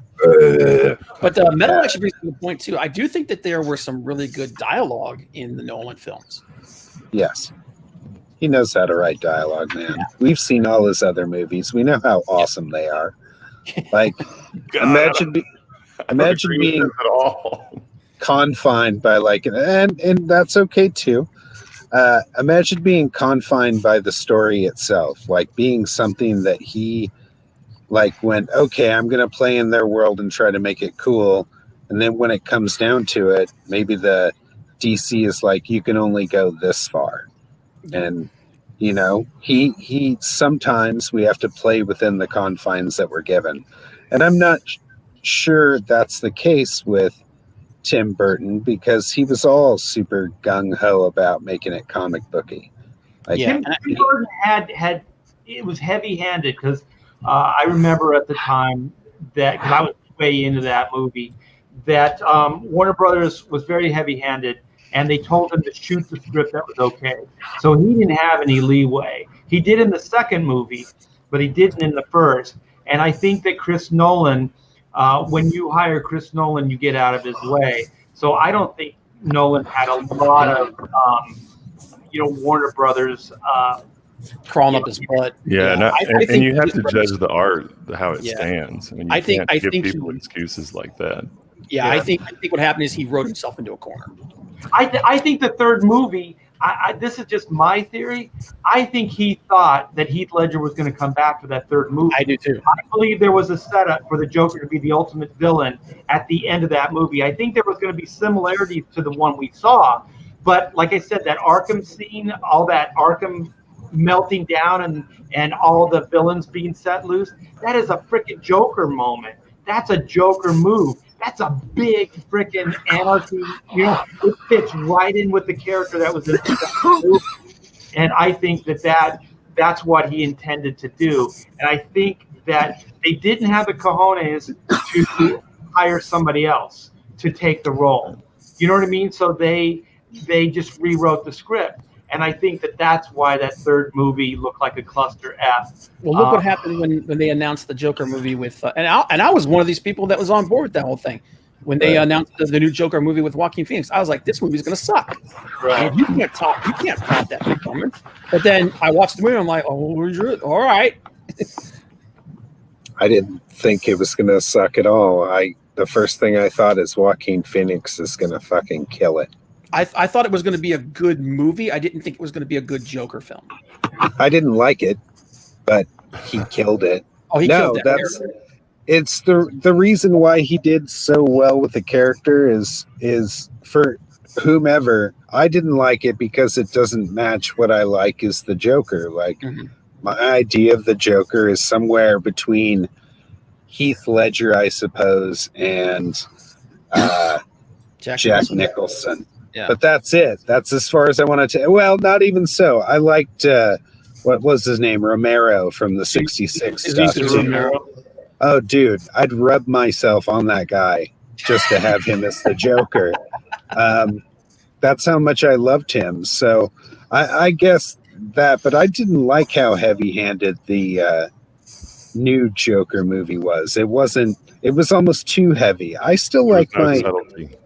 Yeah, I like my movies to be tongue-in-cheek sometimes. That's why I like the Marvel movies. I realize that's not like a really. I like escaping. I don't want to have to live in Murderville. Right, where I thought the Nicholson performance was, and this is why I think for me overall it's a better Joker. I did enjoy Ledger's for like 1 2-hour adventure, right? That anarchist. It worked for that one story. I don't think you could write many Joker stories, because he's a one-trick pony. That's one thing that motivates him. He's not multifaceted. But the Nicholson Joker, the Joker in the comic books, like you said, even the Cesar Romero Joker, you could see them doing other things. And having said that, with Nicholson, he did effed up shit, but it was funny. You know what I mean? When he goes to in a weird way, yeah. Yeah, when he goes to his first assistant, and you saw this guy kick ass through the entire movie. He goes, "Bob, your gun." He hands him the gun. They point blank. It is effed up, but it's absolutely funny. Yeah. And I thought that they got the good blend of like the joke and the freaking scary. Yeah. Scariness. The craziness, the Yeah, chaos. like, you're laughing, but at the same time, you're like, holy shit, man, Bob didn't deserve that. Like, you're actually cheering for Bob. Like, you're like, why did Bob get killed? But I think the reason why everybody likes that Joker better is like at that particular point, you're talking about 1989. That's the classic Joker. Right. That is the Joker that we had for 30 years. At that point. And then later on, we got the Joker who was more of a crime boss, and then you got the one from the modern Joker, which is the Agent of Chaos. It's just psychotic. And it was good. It was good to get the pure anarchist. Like I said, for a 2-hour movie, it was great. I thought it was fun. It's still one of my ultimate all-time Batman movies. Is it Dark Knight Rises? Is that the second one? No, that's just Dark Knight. It's just Dark Knight.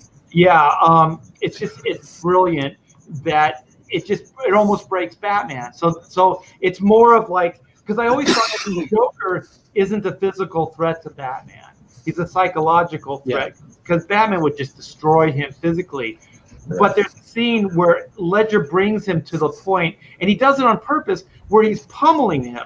And then he's just laughing. That's the freaking joke. He's like, you have nothing on me. You can't. Even if you kill me, it won't change anything. Who gives a shit? You know what I mean? And he even has that. Yeah, and he even has that scene where he's like, I don't want to kill you. It's like, what would I do without you? Yeah, well, that's definitely from the Frank Miller stuff. Yeah, yeah, Batman, darling. And he's like, I'm not going to kill you, and you're definitely not going to kill me. Yeah, but the thing is that that's the killing joke. Yeah, it was a win-win scenario for the Joker, because if the joke just bringing Batman to that moment, he already wins. But if Batman kills the Joker, he wins. He wins too. Like he creates these win-win scenarios for himself. And the best part of that movie, where I thought the humanity was in that movie, and this is why these aren't great Batman films. Like the Nolan films aren't good Batman films, but this is a good Joker film. Is when those the fairies, and they had the detonators, and they could blow each other up, and they could survive. And neither one of them did. And they took people from all walks of life, right? You had criminals, you had, people, like educated, business people. You had all these different people, family, kids, everything. And they all decided they weren't going to do it. So if they were going to die, it was going to be by, like an act of God or a third party. Their choice. It wasn't going to be by them. And so by doing that, they broke the Joker, because the Joker was convinced 100% that Trump was not going to win the election. I mean, he was totally convinced.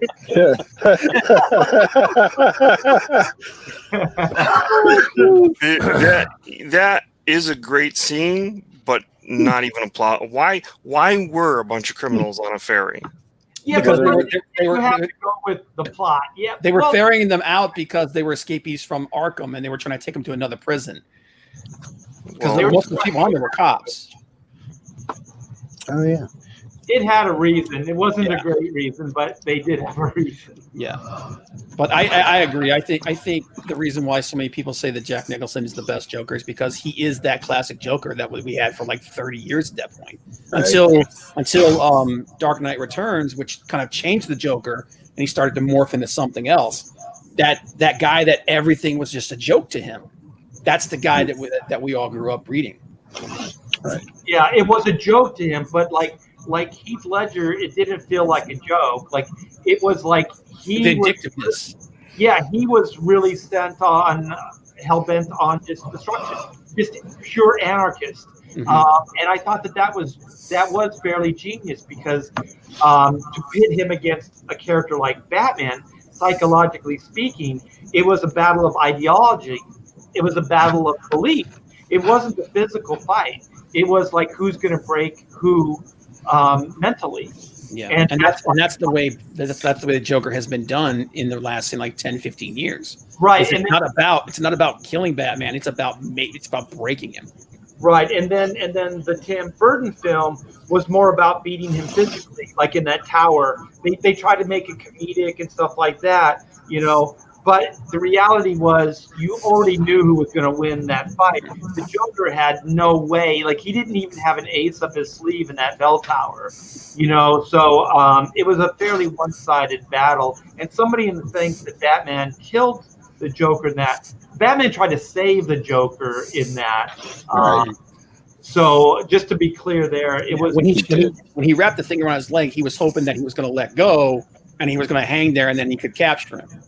No. You mean in the Tim Burton one? In the Tim Burton one, he was trying to. I thought they were holding hands. They were. No, he remember he grabbed the rope ladder for the helicopter, and then he wrapped the cable around his leg, and then wrapped it around the stone golem, right. the stone gargoyle. But the idea was not to kill him; it was to stop him from leaving. And he's like, just let go, and then. But he did. There, yeah. Right, and then even when he did that, he still tried to, he's like, tried to save him. But the final one was like they were hand to hand, right? Like he grabbed his hand or something, right? And then he slipped. No, he falls from the ladder. Oh, he falls. God, what am I? Yeah, but but the whole idea was like I said, it wasn't to kill him; it was to stop him from leaving. Right. Wow, you gotta. I mean, who the hell is going to think that guy is strong enough to hold on to that ladder and pull a freaking stone gargoyle off the freaking wall? Well, do you guys want to, let's get down to verses and see who's going to be the winner in this showdown. But you know what? Let me go back to Mr. Biggins. You didn't get a chance to talk about the Tim Burton stuff. So, how did you feel about like the Burton film? I just think the Burton films win in every category. And I think I do not think Nolan is a great director. I think he only has one really good movie, which is The Prestige, and all of his other movies are really flawed.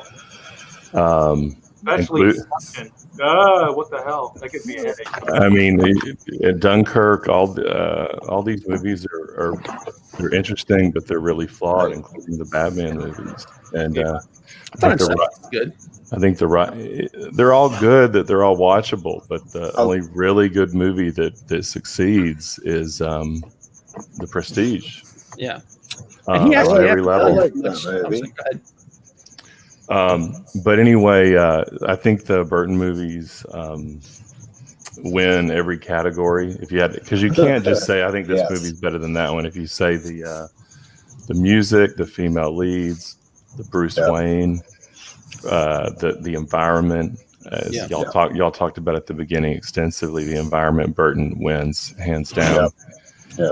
Nolan does these really pretty shots, and that's kind of, if you're a really visual person, I think that you might respond to that more. But I think his writing is in all of his movies is terrible, except The Prestige.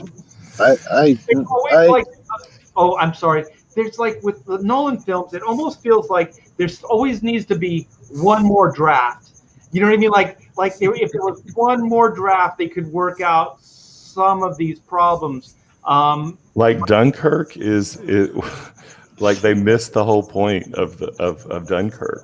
They didn't even sort of make that moment dramatic at all. They just, you have what's his name flying around in a fighter plane for just it's terrible. It's a terrible movie. I really liked it.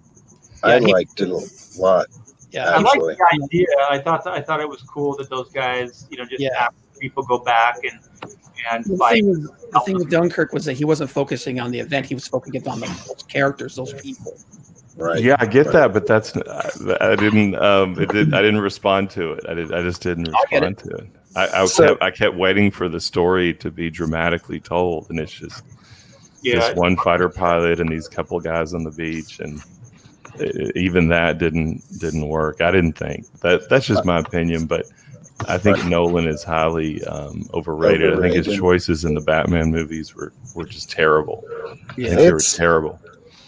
Some people love him, some people hate him. I really enjoyed Inception. I really enjoyed The Prestige. I really enjoyed, everything he's ever. And the one that really stuck with me was Interstellar. I love this movie. And it's because if you can make me like Matthew McConaughey, I will fucking love your movie. All right. Yeah. I'm a Texas boy now. Come on now. I'm not a big fan. I'm not a big fan of some of his work. I think the 2 times he's really shined, 3 times actually, really shined for me was Contact, which was at the beginning of his career, and then it would have been the true crime show that he did. That thing was fucking awesome. And then when he did Interstellar, He didn't do Interstellar's so- pretty good. Like Amistad? McConaughey, he's made some bad choices, but he's a cool cat. I'm sure he is, He man. didn't do Contact, by the way. That was Robert Zemeckis. That's What? true. He was talking about McConaughey's. McConaughey's. Oh, you're talking about McConaughey. Okay, I thought you were talking about The Nolan. religious character that he had. Yeah. Yeah, I like. Go ahead. Let's get back on topic. Let's see what Joe has to say. So what we're doing right now is we're summing it up. So Mr. Yeah. Biggins got a big thumbs up for the Burton film. So I'm gonna have to start tracking it. So we got one for Burton. So how do you feel? Actually, you got two for Burton because what's his name? Oh, Zach. Yeah. Zach said he was. Yeah, Zach said And Burton. Yeah, no, Peter Cimetti in the chat came in and said Burton hands down, by the way. that's true. That's right. True. Pete weighed in. No, I'm also firmly in the Burton camp. I mentioned earlier in the chat for people who have just recently joined that for me, when I saw the Burton films live, I walked out of the theater completely satisfied, had a great time. But with the Nolan films, each time I saw one, I came out wishing he'd done something differently or thinking that the film lacked it, this or that. So Bad choices. yeah, for me, it's the Burton film for sure. All right. So where do you chime in, Todd? Burton. Really? I didn't see that one coming. I not that the Christopher Nolan movies were great to watch. I enjoyed them. There's some performances in there by a bunch of people that are really good. But there's a lot of performances that are really bad. And I don't think I can think of a performance other than what's his name's son, who like Chip or something like that. I didn't like that guy. That acting in the Burton film. Christopher Walken's son, I didn't like his acting. I hate that guy. Chip, I think his name was. Like that bodybuilder dude? I don't even remember what he was, but he was just his son. And he had a few lines, and they were just terribly executed. Yeah. But other than that, the Burton films don't have any really bad acting that pulls you out of the film. Right. But you go back and you watch Chip, you'll be like, what the frick? Who is this dude? You pointed out a major flaw, and that's Gordon.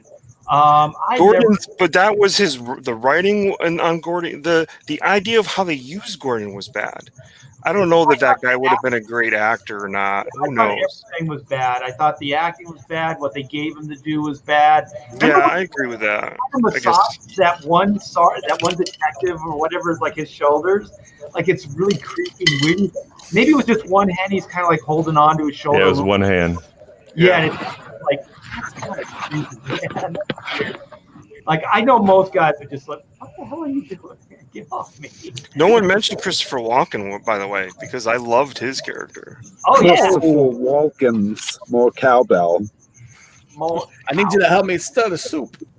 I wore this watch up my ass for 2 years. Out my ass for 2 years. All right, Bob. So where do you chime in? I know you're going Nolan, just to be counted. No, I'm not. I think as comic book movies, I think the Burton movies, those two Burton movies are, I think they're the best depiction of Batman from a purely comic book standpoint. Now, if you start adding the other ones in that series, then things start to change. The Schumacher films were terrible. Right. But I do like there's a lot of things I liked about the Nolan Batman films, and I really do think that performance by Heath Ledger. Heath Ledger. I think that really, like you said, Art, that movie was an amazing Joker movie. Yeah. And I do like when Bale is. I do like that he is that intense Batman. I just think that he fails as Bruce Wayne. But overall, I'm going to say between these two categories, I'm going to say that the Burton films. But I think the Bruce Timm animated series is still the best Batman ever. I think most people agree with you on that. Maybe that'll be another versus for the future. Did we get everybody except for myself? Yeah. So for me, I thought that, since we were talking, it came out that I realized that the Nolan films weren't good Batman films, period. Not one of them was. I think the best it ever got was the early Bruce Wayne stuff, where like the origin stuff before he put on the cowl, I thought was the most compelling stuff in the film. And they did the whole gut thing, and they showed like it's kind of a coward's way because he was going to blow that guy away and stuff like that. And I thought that was as good as it got. And then some of the training stuff on the frozen lake, and that was really cool. But like analyzing it, with the Pontificators the way we did, really the best, it was just the Joker. Out of the three movies, it was a good Joker movie that was sandwiched between two kind of like okay Batman films. Well, one okay Batman film, one horrible Batman film, and then you had a really good alternate take on the Joker. But I don't think any of those are really good Batman films. And then just as far as the Tim Burton stuff, I do agree. I thought Mr. Biggins brought in a good point where those female leads were superior in every way to anything that Nolan had come up with. And that I think the art direction, Anton Furst and all those Batman designs, the Batmobile, that Batmobile is almost iconic now, from those Burton films. I mean, it's right up there with the 66 And that's the thing you got to remember is Batman is defined by his villains. And by his tech. Like the Batmobile is also like this is the thing, if you're going to do a Batman film, you can't F around with the Batmobile. It has, it's iconic. It's just as iconic as the character. So the Batmobile has to be inspired. I thought the Tumbler, in the Nolan films was a cool idea, but it really wasn't a Batmobile to me. And I know where they got the idea. They got it from Dark Knight Returns to Frank Miller, that tank-looking thing. So I thought as far as a Frank Miller homage, it was cool, but it still didn't feel like a Batmobile to me. It felt like exactly what it was. It was that camouflage tumbler painted black that could do all these cool things. And I like that they built that car, that it could do those things, and that they did all those stunts and things with it. That was pretty cool with the Nolan film. But other than that, I think as far as the Batman film, the Nolan fell really short. It really did, and I think that last film really did a lot of damage. That last film was it's unwatchable. It doesn't hold up in any way, and then it automatically from the very beginning it throws you off with the 8 years later thing. Like what? Yeah. We had a cliffhanger ending at the second. I want to see him being hunted. You made a promise at the end of Dark Knight. Yeah. Said we're going to hunt him with that really weird cryptic, thing that Gordon said to his kid. And so at that moment, my imagination is going, holy shit, we're going to open the third movie with a hunt. Gotham PD is going to hunt this guy. They're going to have like weapons and like military-esque stuff going after him. I mean, this is going to be all-out assault on Bruce Wayne. We're going to get to see how badass Batman really is. And also we're going to have to see how much Gordon actually believes in Batman. Because if Gotham City is against him, their one white knight dies at his hand. That's what the story was going to be.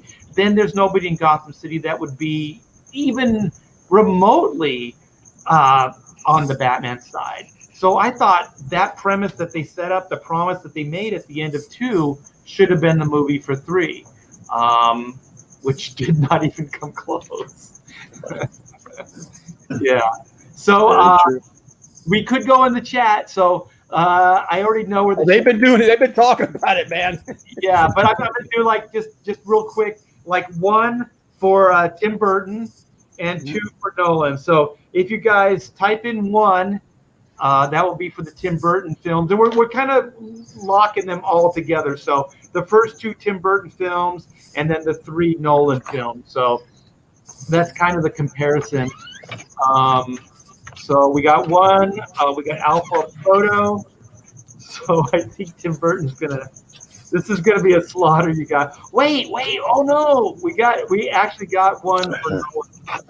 Oh no, I guess that's 3 so far. 3 for Nolan. So we have 2, 3, 4, 5, 6, 7, 8. We have 8 for Tim Burton, and we have 3 for Nolan. We have another 1 for Tim Burton. Holy crap, this is going to be a blood fest. Pablo Romero. Let me just say it this way. If there's any Nolan fans in there, look, they did this. Roland did this just for you, Bob. It's not wrong. Nice. It's not wrong. So you guys want to wrap this up? If there's any Nolan fans out there, speak now or forever hold your peace. Metal movies and brewskis. He made some good points about the Nolan film. It's true. He makes good films as long as it's not Batman.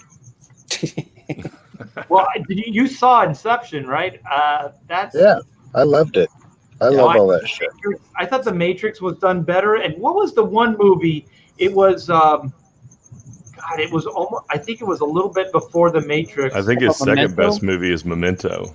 Memento. That was a good one too. Yeah. But what was the other movie where the buildings kind of shifted at the end of every day, and the guy was like starting a new day every day? That was Memento, where his memory kept changing. No, but that was based on this other movie that I'm talking about, and so was The Matrix. It was about Dark City. Dark City. Okay. That was a great movie. Great movie. That's a great movie. I don't think he directed that. He didn't do Dark City. No. Dark City was done by the guy that did iRobot, and he. Yeah. Oh, what the hell is that guy's name?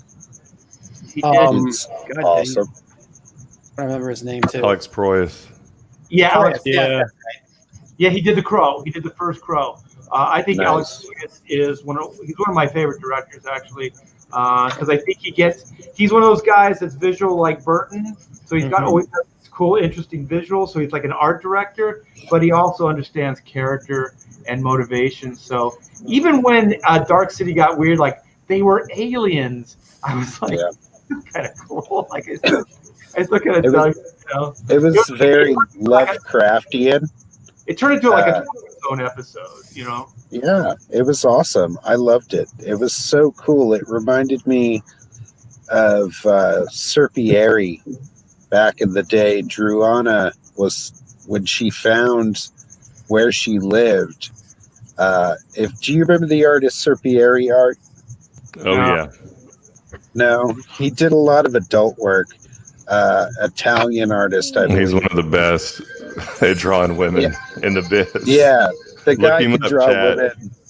Yeah, I'll look at Serpieri. Anyways, Druana, it always reminded me of this, that she's trapped aboard a ship and her environment, like there's a sun, there's all this stuff, but when she finds the head of this ship where this old sentient like computer runs things and finds out that she's been adrift this whole time, it just blows my mind. Like Dark City is just like that for me. And it was ahead of its time, man. Like it came out 25 years ago, 30 years ago. Yeah, I think it was one of those movies that inspired a lot of people. But it came out of nowhere too. Like it was never like there wasn't a whole lot of fanfare for it. It just came out and everyone was like, damn, and I don't think commercially it did really well either. So I think then The Matrix comes in and other movies that were kind of used similar ideas got more attention, and then Dark City kind of got pushed back. And maybe it was because the lead I didn't think was that interesting, but Jennifer Connelly was smoking. Yes, I agree. think it made like 30 million worldwide. I love the character who was the lead. I don't know that actor's name, but he was just off enough that he was believable to me. But I was always like a super intense kid, so you have to put it in that vernacular. When I used to watch movies, I was super intense, so it well, I definitely think it's what they tried to do. Like they wanted to make the character aloof, but they couldn't give him too many, like make him too warm. So it really did feel like, like how Twilight Zone or Outer Limits, the characters are always a little bit distant. They're not like really, warm, or like you don't really feel for them to that extent. They're a little bit superficial. I felt like that character was a little. He usually plays villains. Like he was the bad guy in that movie, The Knight's Tale. Yeah. Rufus Sewell. Yeah. What a great name. Yeah, I So- think he was good for the tone of it, but it was just, I would have liked a character that I felt a little bit more for. Nice. A character that emoted more when he was losing his shit. Like, the guy seemed kind of calm most of the movie. He was Anthony Bourdain the whole time. Yeah. I'd be like, holy shit, if I saw this stuff, I'd be going, oh, man. Right. Yeah. Right. Definitely. Sleep. Jennifer Connelly. Oh, yeah. Oh, wait a minute. We brought up Jennifer Connelly, and Chester's not here. Oh, damn it. Oh, we got to do this every pontificate. Yep. It's Bob's tradition. Why? Let's not. Run this Because I one into want the to. ground. You've You run know- this joke into the ground. I don't You know, care. when Todd says these things, what he's really saying is, do it, please. I got to see this. No, this is So make the face. No, don't do it. Don't do it. I'm trying to find it. Hang on a minute. There we go. There it is. Stop objectifying women, damn it. Show your foot.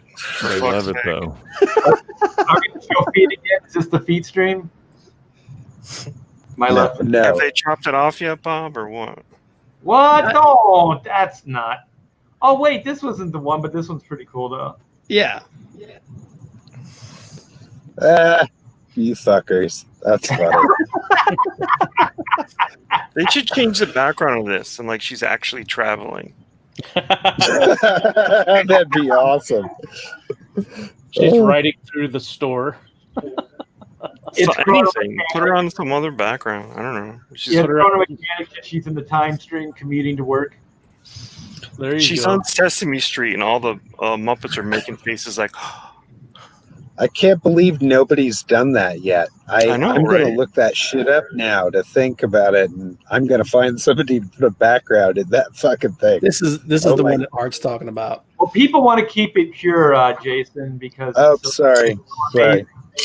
All right, this one actually, I remember seeing this a few years back, and I was like, "Wow, this is really cool." And she signed it. If I had that, that would be amazing. Yeah. Hold on. Keep it pure, but we're showing half-naked ladies? What? I mean, keep that video of her riding the. No, I mean keep it pure by like putting like a sunset behind her. It would be awesome to have that video with Franco and that Kanye video where they're like holding each other riding that motorcycle with Oh my God. Seth Rogen and Franco like driving past her. It would be awesome. Sorry. Have the dark city melting behind her. Maybe. I wasn't going to go dark. I thought it'd be funny. Well, it would be funny too to see the dark city. Art. Just put the closing scene from Requiem for a Dream behind her. God, man. Yikes. That's dirty. In the background, like all going by. Oof. That'd be fucked up. Well, I said we're on Nolan. Is anybody looking forward to Tenet? Not really. I mean, I don't even. it looks cool, but I'm not going to the theater to see it. It looks like a headache. It looks like a headache in the way Inception was a headache. I have no idea what it's about, and I've seen the trailer for it a couple of times, and usually like Inception was like easy to figure out, but this doesn't seem like it's gonna be, and I don't know. I may see it. I like weird movies, so I see weird stuff. There are artifacts that somehow have a time signature in it, and so the artifact you can travel through time with this artifact. And there's many different artifacts. I think it's gonna be it's gonna have some interesting stuff to it and everything, but I don't know. Like everyone was like, "Oh, this is the movie that's gonna save the year," and I'm like, I don't know about that. Yeah, I'll see it. I mean, I'll see anything once. You know. Well, so. I want to find out what Mr. Biggins thinks, since he's a big Chris Nolan fan. I haven't even seen the trailer. I'm so out of it. I'm still stuck on the Black Widow movie that never came out. You know. Yeah, the Black Widow movie is supposed to come out November 6th. I I think the Critical Drinker does a rundown. I think it's the Critical Drinker on the trailer, and it's pretty good. Yeah, it already looks like it's going to be a cluster F. Yeah. Honestly, though, I think they're going to push unless we get a vaccine in the next month. I think they're going to push that movie back to 2021 because they need Black Widow to be successful Which movie, Tenet or Black Widow? Black Widow. Tenet's already out. Yeah, they're going to push Black Widow back. Yeah, because they need that movie to be successful for the future of the MCU to be, to help jumpstart that, because the reaction to the movies that they announced for the next phase of the MCU was very lukewarm. Yeah, and Disney with the pay to play Mulan thing Mulan, yeah. A major bad taste. There's only like a couple movies coming out this year that's worth a crap, like that, Black Widow, Wonder Woman, and Dune. And hey, don't forget Bill and Ted, man. They tasted It's already out, though. It's already out. It's out. I'm talking about for the rest of the year. Like, that's the movie that's going to save the year, guys. Coming to America 2. Yes. This December. It's supposed to come out this December. I'm going to go see that just to see the car wreck, just like Bill and Ted R3. I'm going to just see Arsenio Hall. Like, that guy's been hiding for like 30 years. I'm going to see Arsenio Hall. Nice. No, I'm wrong. There is one more big movie. That's the next Bond movie, No Time to Die. That's not going to be a big movie. None of them are going to be big blockbusters because, like I said, unless they come out with a vaccine and everybody gets it within the next month and a half. Well, I think that Go Woke, Get Woke, Go Broke. Yeah, it's already playing out. And I think, like, if Bond came out maybe a year ago, when people were still kind of high on the woke thing, but I do think people are a little fed up with it. The last 3 films that have come out, what is it, Ghostbusters, Charlie's Angels, and the last Terminator. Yeah, I think Star Wars. Mulan. Yeah, so I that if this movie would have come out, a year or so ago, maybe it would have stood a chance, but I don't think it's going to do very well. Yeah. Nothing really looks interesting right now, except I think the Batman. I kind of dug that trailer. Yeah. And that's going to get pushed back because they had to shut down production. I am looking forward to Wonder Woman, is it 89? Just because 84. 84, Gal Gadot, man, holy shit! And then you know what? When I heard that she was gonna ride lightning, I know you can't, but this is kind of like she's a goddess, and all this stuff can happen. She's supposed to fly. I know, but the visual kind of cool. Actually, I think the visual kind of that's a pet peeve I have for superhero movies is not doing their powers right. But why would she need to fly? Why would she need a plane if she can fly? She doesn't. She got the plane as a gift. Man, I think we just found Bob's pressure. No, this is a nitpick I have, man. Like, that's one of the reasons why I actually like Thor Ragnarok is they finally did Thor's power right when he clocks the crap out of the Hulk. I'm like, yeah, that's the level he's supposed to be on. You know what I mean? Yeah, like, all the time. This move in the Wonder Woman trailer, where she pulls the slide off that gun, has that ever been done before? I've never seen that move before. I thought that was awesome. Whoever came up with that. Yeah, some of the fight stuff, the lasso stuff. I think visually it looks pretty cool. I think Gal Gadot has crazy charm and charisma. I think she is Wonder Woman. They're going to be hard pressed to find somebody. She's like Chris Reeves of as far as what he was to Superman, she is to Wonder Woman. So just that alone, I think the Cheetah thing, back on the Burton, she seems like the Dark Knight or the Batman Returns, Michelle Pfeiffer's Catwoman. It looks like they're using the same exact archetype and ideas. So that looks pretty horrible. I guess that's not going to be theatrically, but the Snyder cut, right? That's going to be. That's supposed to be next year sometime, I believe. That's supposed to be on HBO. Yeah, that's going to be HBO, right? Yeah. And I'm kind of looking forward to that, more so as a train wreck to see, like, it was a train wreck, and then I want to see how they try to course correct the train wreck, because I've never seen such a high profile course correct. Like they're open about it. Like they're saying like this movie. I've never seen a movie studio say this version of this movie sucks so bad. We're going to put $100 million into a new movie and fix it with the original director. Like, you talk about a clusterfuck that's going to go down in like, history books as far as filmmaking. This is going to be like historic. This moment in time. Yeah, it's going to be weird. But you ready to wrap this up, man? I sure am. I'm a little. Yeah, was it last week? I think I got pretty ripped on the pontificators. Yeah, I'm feeling good right about now. Yeah, I was feeling really, really good. I want to slow down and take a moment and thank Mr. Biggins, and you're always welcome to come on Pontificators anytime. Thank you so much, Art. I enjoyed it. Great group you got here.